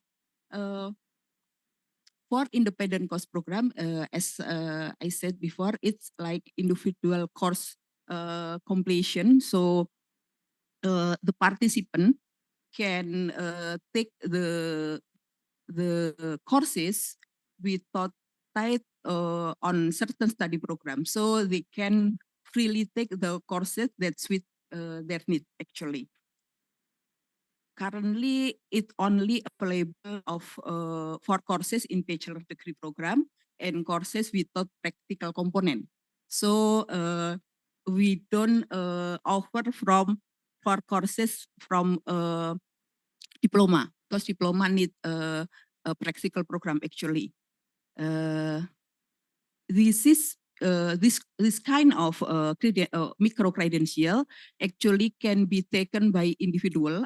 I mean that individual can take this program, but no, this is usually take on basis on the partnership. So for instance, if one university want to take Pancasila courses in UT, so their student can take the courses in UT, and we serve using online learning.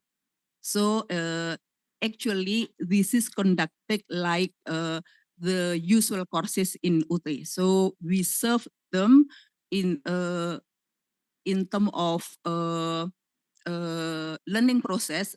We give them learning material and then a tutorial, and then we use online examination. Okay.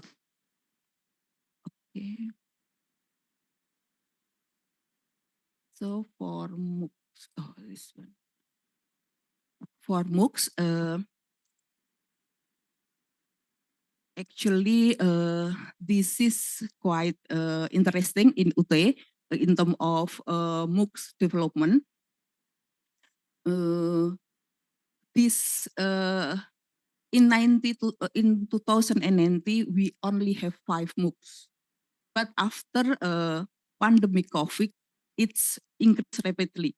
So in 2020 we already have 30, and then 2021 we have 23 MOOCs, and currently we have 47 MOOCs.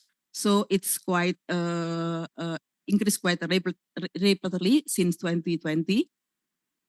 Actually, each faculty has target to develop books. So the development is in the faculty, but the management is in Research and Community Service Institute.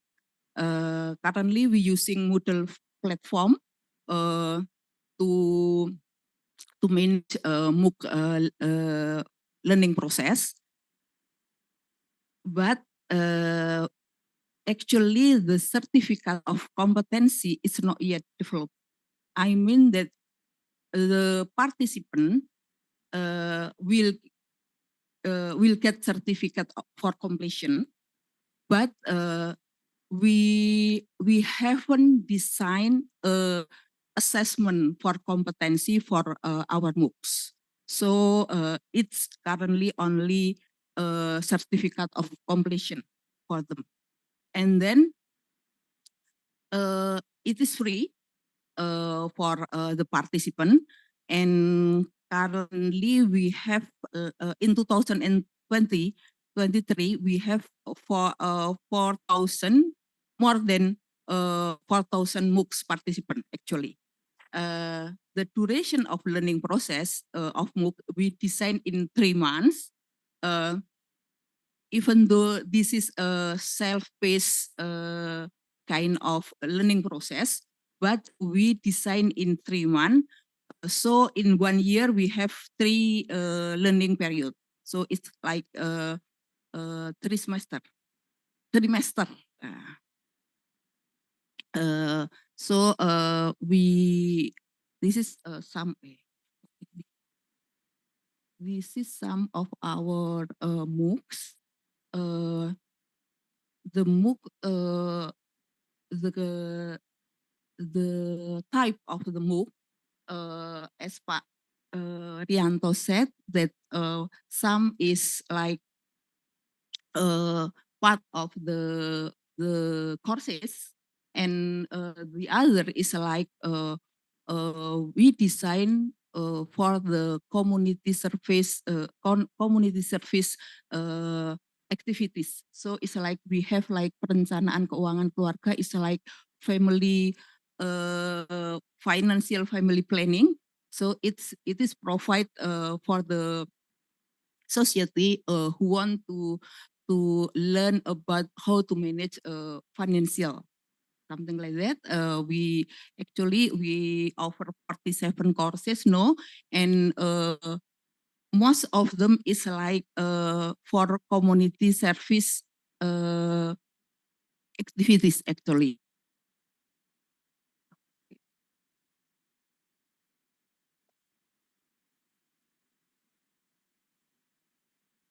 We also offer training, but this is mainly based on partner request. And for continuing education program, it's actually like courses or training that consists of 3 courses. So it's like a short course. Pak Rianto may be classified as a short course. But we design as a continuing education program. So we have like 6 continuing education program. That this program, we know we face a very challenging situation for the continuing education program, because not all of the program actually run very well, because the consumer or the participant is not very high for several this short program. Maybe I heard that from Pak Rianto, maybe we have to learn more in terms of developing the short course itself, because here we not really analyze the target customer here. So when we develop the program, then it's not sustainable. So it's very short term, like very short term life of courses here. In MOOCs, we may in UT, I think that we also have using this as the same approach. I mean that we have to analyze the target of consumer first before we develop the MOOCs, because not all the MOOCs that UT offer also have sufficient participant. So I think the challenge for UT in terms of MOOC development is to continually listen to the customer and then make a modification to the MOOC, so it's can relevant to the customer longer. So I think that some of approach that UT have taken in terms of development for MOOC and for the short course, I think, because as we know that for the MOOC itself, actually UT have planned to commercialize. So we like to we want to design assessment for the MOOC, so it's can be used as a microcredential in the future. So we can like combine several MOOC. So the participant can have like a certificate that can use eventually for the RPL. that's some of our the university agenda in the future in terms of MOOC. Maybe this is our my presentation about the micro-credential in UT. Thank you. Okay, thank you for Mrs. Rihanna and give applause to her. Okay, we still have 30 minutes. I think there's more time, yeah, for us for discussion. Maybe before I open the discussion, is there any response from Dr. Simas about these two university experiences to proceed their micro-credential? Do you mind to give the response? Yeah, I think it's both cases are very, very interesting. I suppose the message that I would get from both of them is the enhanced flexibility, that both of them are trying to be more flexible in terms of the approaches. And I think, I mean, it's the same with the micro-credentials in Ireland. It's trying to be as flexible as possible, trying to meet the learner where the learner is, trying to meet the demand that's presented. I think that's really, really important. And I think maybe, as you said, maybe the Ministry for Education should be hearing this, because one big advantage in the Irish system is that the universities have a high level of autonomy. So while we have a national framework of qualifications and we have a body that oversees that called QQI, it doesn't micromanage us. So it trusts the universities to develop courses as it sees fit, when it sees fit. So for instance, with micro-credentials, we can develop them very, very, very quickly in the space of a few weeks or whatever. So I think that's coming through here from both of those presentations, that there's greater flexibility in the system, but I think that needs to be encouraged more and promoted more. So I think that's interesting. And I think the final point you made as well there was an interesting one around recognition of prior learning.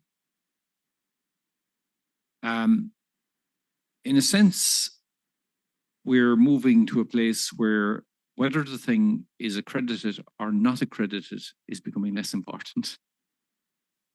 Because through recognition of prior learning, the person will ultimately, hopefully, get recognition for it anyway.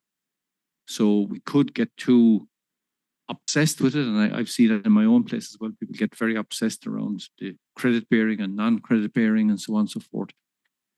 And at the end of the day, I'm not too sure there's a huge difference between them. Okay. Thank you so much for your response. And the participant, I will open the Q&A session for all of you in online and also in offline. We will open for 3 questions. If you have any question, please raise your hand and then state your name and also where is your unit, and also please state who the question is addressed to. You can ask for this Dr. Simas, Dr. Srianto, and also Mrs. Rihanna. Okay. One question. Is there any question for the second session? And is there any question from the online participant? Okay, not yet. Okay. Yes, please. Thank you very much, the moderator. Good morning, ladies and gentlemen, especially Dr. Simus, Mr. Rianto, and Mrs. Riana. My name is Maya Puspitasari. I'm from the Graduate School of Universitas Terbuka. I have one question for Dr. Simus and for one question for Dr. Rianto. The first question is about the experiences that you encountered in Indonesia. Mr. Simas, about you said that about the people in Indonesia or the culture that they have. Compare with your country, what the positive regarding to the 5 capitals that you've explained, what the positive capital that probably we can over or we can show to the world, and what can we copy from your country that probably it's possible to be implemented in our country. And then for Mr. Rianto, the question is, you mentioned about your university will implement the outcome-based curriculum next year. So how can you introduce the new curriculum to the society? Because as we may know that Indonesian people sometimes are reluctant with the change or innovation. So how can you introduce that change to the society? Thank you very much. Okay, thank you, Dr. Maya. So I give a time for Dr. Simas to answer the question. Yeah, well, it's a deceptively complex question you asked me. So sounded simple when you were asking it. One of the things I think that's important, maybe around seed capital, is to recognize and validate non-formal and informal learning, community learning centers and all other contexts. And I think for me, what's really important is that there is a lot of things happening, a lot of work happening in Indonesia in this space. And if we're really serious about letting nobody behind and trying to bring people along, then we need to have better systems that are more robust at picking up the learning, validating it, and so on.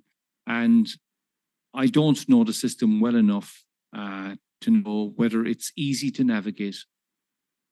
And I think that's a challenge that we all face. And that's for the learner to be able to navigate the system so that they can go to the next place that they need to go, and that it's visible to them, and that when they present, that they're accepted.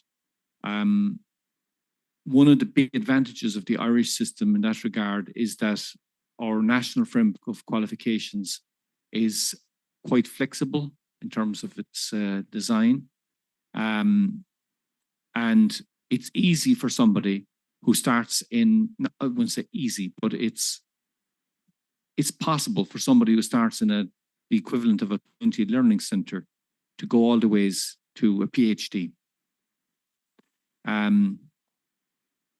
I gave the example a few times when in my travels here about we ran a women's studies course in the area of Knocknaheeny, where I mentioned about Apple computers back in the 1990s. And one of the women who did the course, she did it part-time community diploma, having done other community education programs before that. Then she completed our diploma. She went and did an undergraduate degree. She did a master's degree. She did a PhD. She got a job in another university, and she came back to us as one of the external examiners. So it's possible to navigate in the system, and it's possible to move up through the system. And I think that's one of the advantages. It's not over siloized, that there are in silos. I think that's critically important. In terms of the capitals and what I see here and what I see in Ireland, well, I mean, I think probably the area of social capital maybe is the area where I would say there's huge strengths here. I see a society that's more resilient, that has more potential, I suppose, to deal with shocks than a place like Ireland or places in Europe have.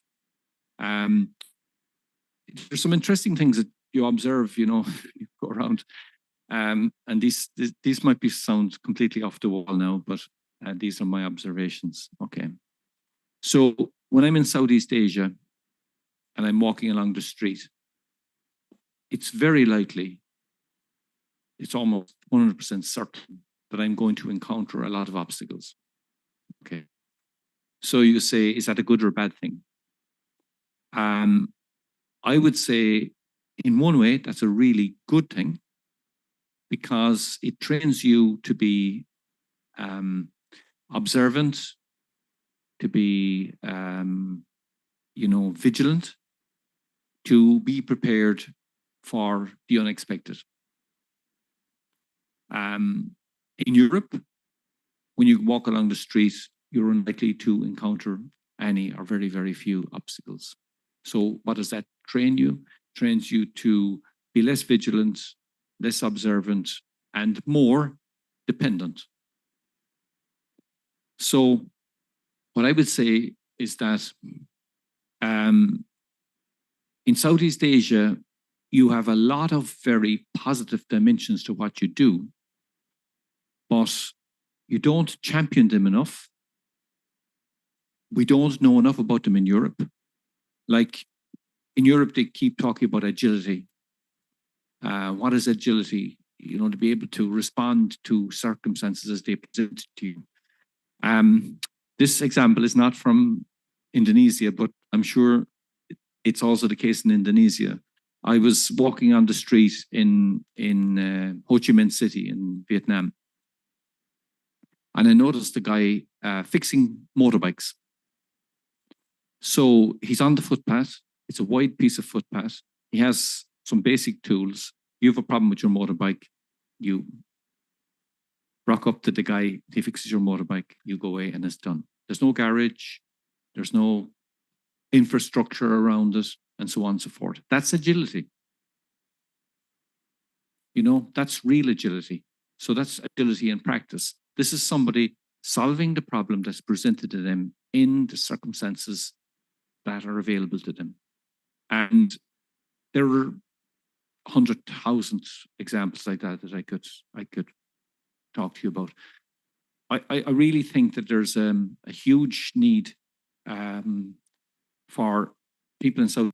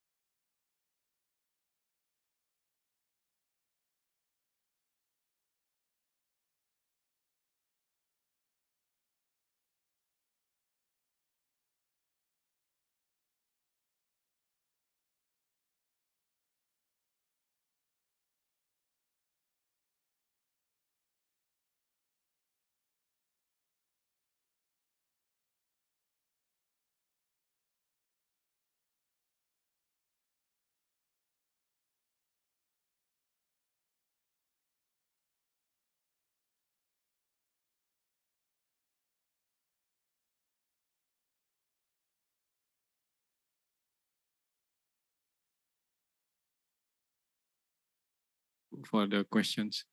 I think outcome-based education is a real battle for us in Indonesia now. Until now, it's only a few people understand what is outcome-based education in general and how to implement the outcome-based education into the curriculums, and later on we have to implement into the assessment system. I think that's the whole loop of outcome-based education. At least we understand until now is that outcome-based education will open a lot of opportunity for our students. So it is a way as the cure from our past history of content-based curriculum. So we have to avoid that now. And now each of the university in Indonesia can determine what is outcome from them. So luckily in our case, we have our, we call it university curriculum framework. It was published 2 years ago. That's the foundational framework for every curriculums that the study program will develop. And then from that university curriculum framework, we add more competency standard and also the society and professional life requirements to the curriculum at the study program level. Having that, so starting from the beginning of this year, my department, the Center for Teaching and Learning, has been stimulating all these study programs to create a kind of focus group discussion, gathering a lot of data from the past curriculum to evaluate the current curriculums and move forward for next year. This is an extensive job.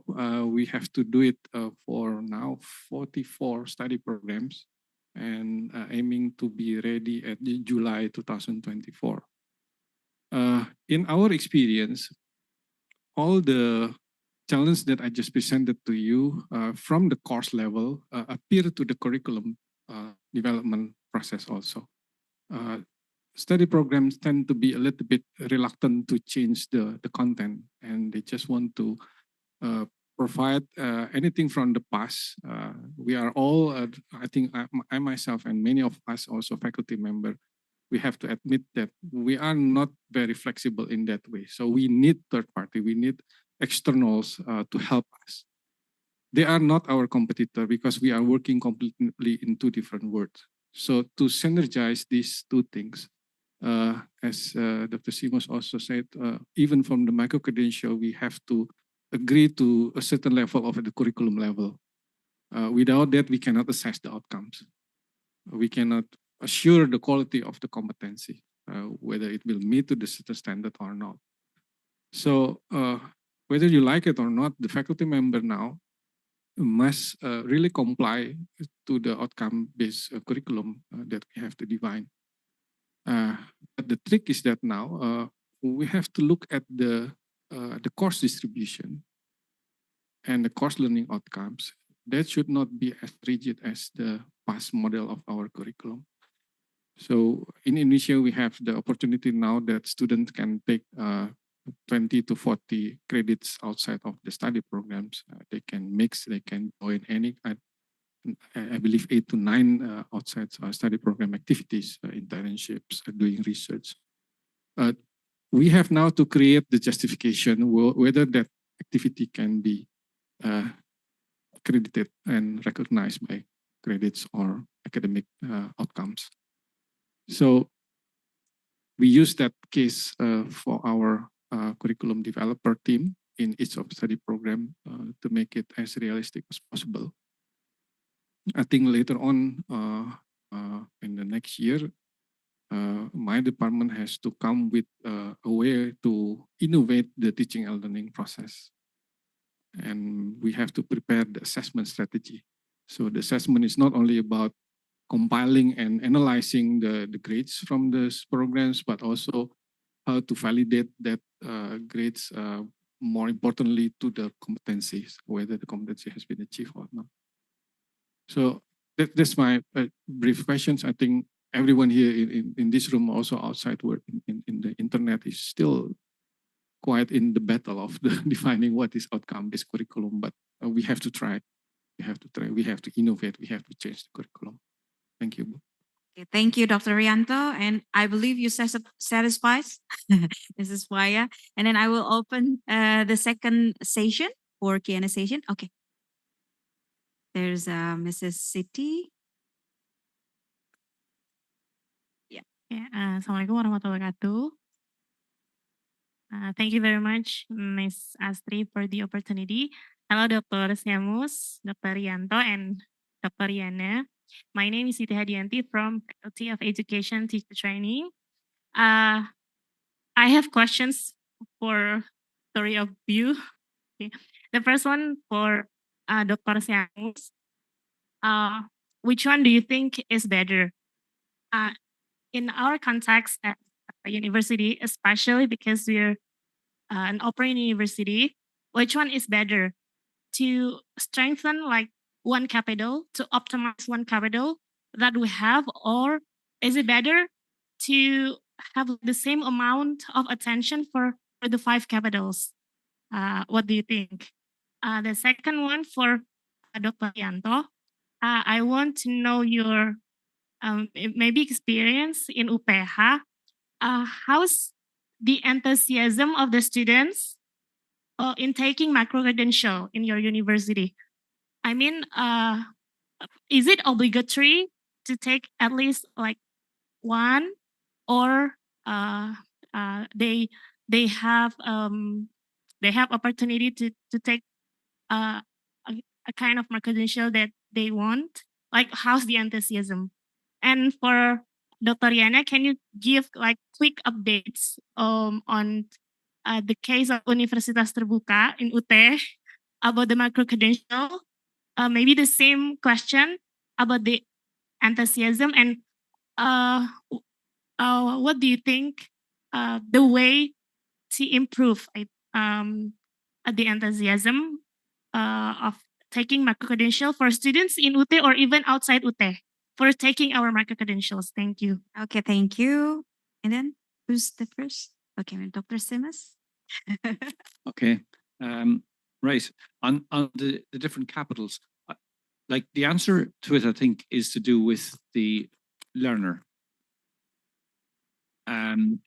So, for instance, in one of our programs, a lot of, like, for instance, the programs we did with the Irish Traveller women, for instance, which I didn't go into detail, but I mentioned very briefly. When they come to us, their literacy levels were quite low. Their IT skills weren't good. So we had to create a scenario.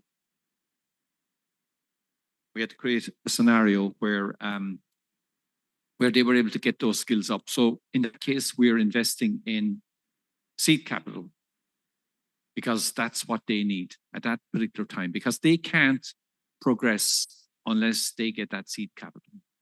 They can't get to the next stage. They can't move on.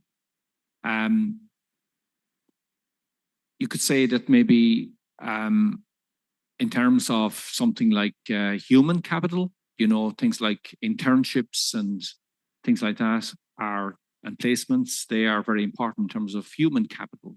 So I wouldn't say you need to emphasize one over the other. You just need to take on board who your learners are. So for instance, if your learners maybe are people who come from, you know, from the migrants, let's say, maybe their social capital needs enhancing, their cultural capital maybe needs support. So I think you really have to think about the whole journey. And I suppose what I wanted to try and emphasize is that people need to develop all of those capitals to be fully functioning learner, to be a fully functioning part of the society. You need strengths in all 5 capitals. And some people will come to you with a lot of seed capital if they're people who have performed well in second level education. They're coming to you, you know, so they're in a different place. Others will come to you maybe not quite in the same place. So you have to really figure that out in relation to your learners. Next question. Well, questions about the student enthusiasms with the microcredential, right? Okay. So this is difficult to answer because if we are talking about the traditional students, the high school or graduates, and they are pretty programmed. So they want to have a more structured way where they can take the microcredential. So the only way we can make them enthusiasts is to embed that microcredential into the traditional course. That's one. To have that kind of scenario, then we have to deal with the study program. We have to deal with the faculty member who are going to teach that course. And then we have to implement that microcredential into our course outline to the RPS. So without that, it's not programmed. So they will drift it away and then they just say, oh, there will be no lecture, there will be no learning activities other than doing that independently. So that's our traditional students. So we always have to create a kind of condition where they can put into the certain pathway where they can be flexible and they learn from that. Although among students, there are some high achiever students who want to always take extra credits. Let's say in that particular semester, they already taking 18 credits and they still want to expand that credits into 20, 22, sometimes 24, which is for us sometimes not reasonable, actually, not realistic, but for them, our new generation of students, they are really willing to take that and they will do it seriously. So we need to stimulate this level, this particular group also. So we have to identify them in the class. And we do that by giving them academic advisement through the faculty member. That they are about 15-20% from the cohort. So the lecturer can identify who are their best achiever students and can be pushed a little bit more in their academic life. The second group of our students is the adult learner. They are more independent. They want even asking the faculty member if the faculty member can incorporate the micro-credential into the traditional course. So they want to utilize that, and this is potential market, but until now we have less than 1,000 students in that group. So it's not that much yet, but it's very promising actually. If we serve the public market, this is interesting because people keep coming to say, can you make your statistical course into more contemporary? Because I want to do stock trading and I need to learn the trend of the statistics from the stock market. To handle that request, we're still a bit slow in that area, but the problem is that, as I said before, we have to negotiate with the faculty member. Not all of them are ready. They say, I've been teaching statistics, an introduction to statistics or descriptive analytics for 20 years. Now I have to serve public who just want to study a certain trend of stock market data and they want to do trading. So that's why we commercialize that. So we commercialize that and we said to the faculty member or the department, look, if you can make that course, then we split the revenue. We put a certain percentage that they can manage independently.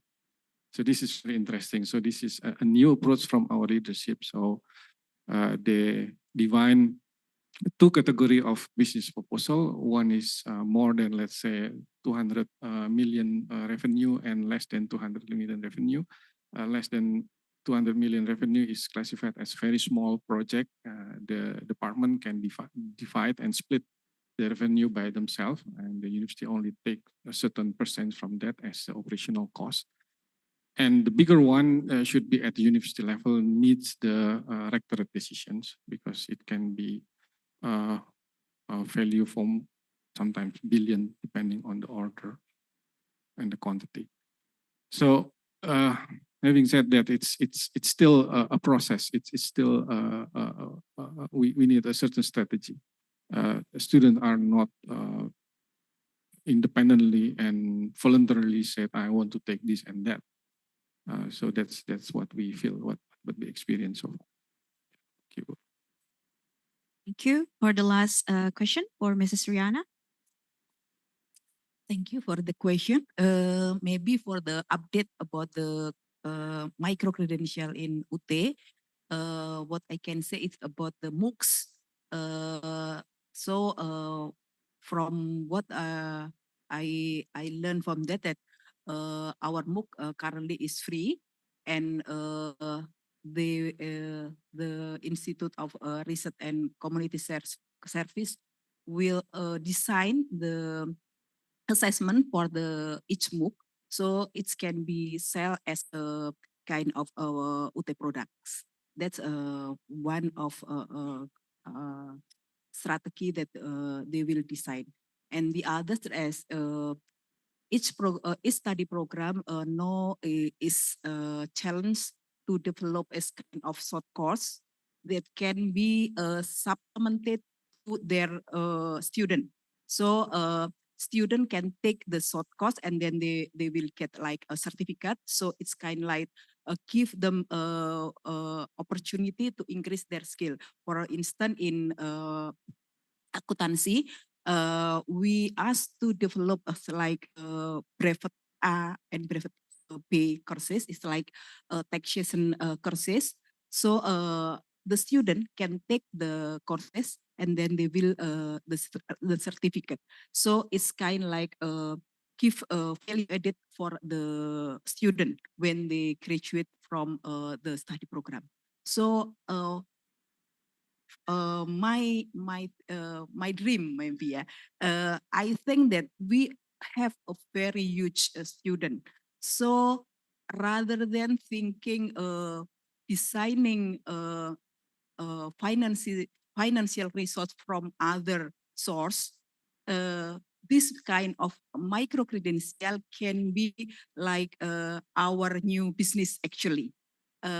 So the challenges is how to design this micro credential to be very interesting and relevant to the student. So maybe this the challenging, but I think that currently many skill is very quick to revolve. I mean that the change is very rapidly. So using this kind of micro-credential scheme, we can design a very small courses that can meet the need of our student. Because as we know, in UT, it's very long journey when we want to change our curriculum. So I think a micro-credential can be one strategy to improve our student skill in term skill that very quickly change. I mean, I think that's maybe one of approach in UT, but of course, this kind of strategy needs to endorse by university. So we can split our resource not only to maintain our study program, but also to create a micro-credential that relevant to our students. Okay, thank you, Mrs. Rihanna. Thank you so much. So, everyone, I believe that you have more question, but because the time limitation, we need to end up the seminar. So once again, ladies and gentlemen, give applause to all the speakers. And then I will invite Mrs. Dr. Rahayu Dwi Rianti MPD to give the token of appreciation to all the speaker, and I will invite to all the speakers to go to in front to have the token of appreciation, and the committee we need to prepare the rewards.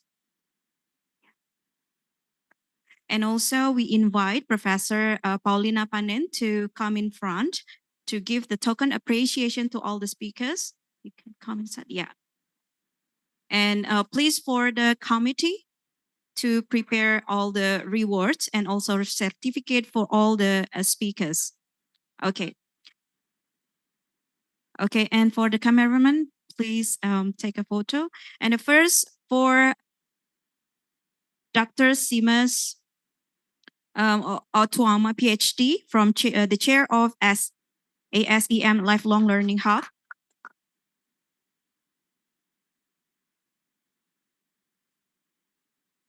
Okay, and also the other merchandise, and also, okay, the second for Dr. Rianto Purboyo, SPC, from Universitas Pelita Harapan. Give applause to the speakers. Thank you. And then also the third one for Mrs. Kurnia Endariana, SEM Com, from Universitas Terbuka.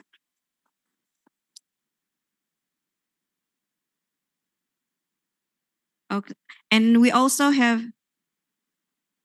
okay, and we also have the souvenir from ICE Institute for Dr. Simas Otuama. Okay, give applause, everyone.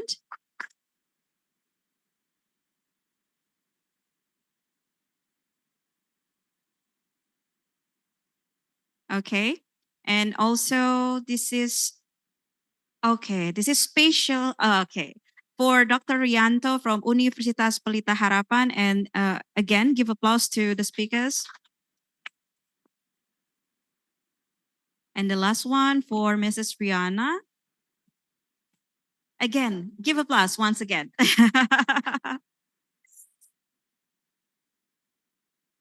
Okay, I will invite for all speakers and also Dr. Rahayu and Professor Paulina Panen to take a photo together.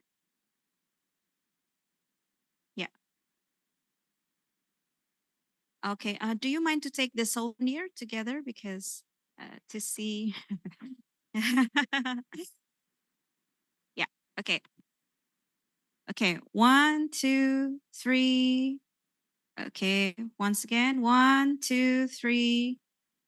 Okay, once again, 1, 2, 3. Okay, thank you so much. Thank you so much, Professor Paulina, Professor Dr. Rahayu, and all the speakers.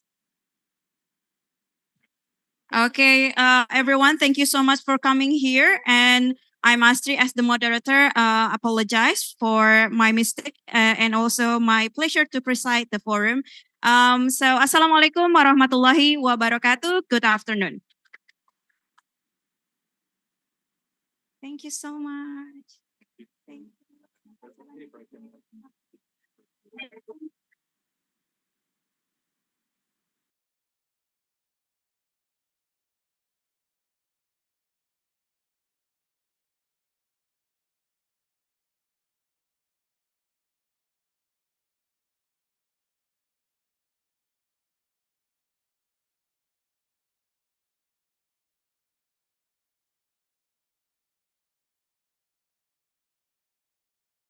Thank you.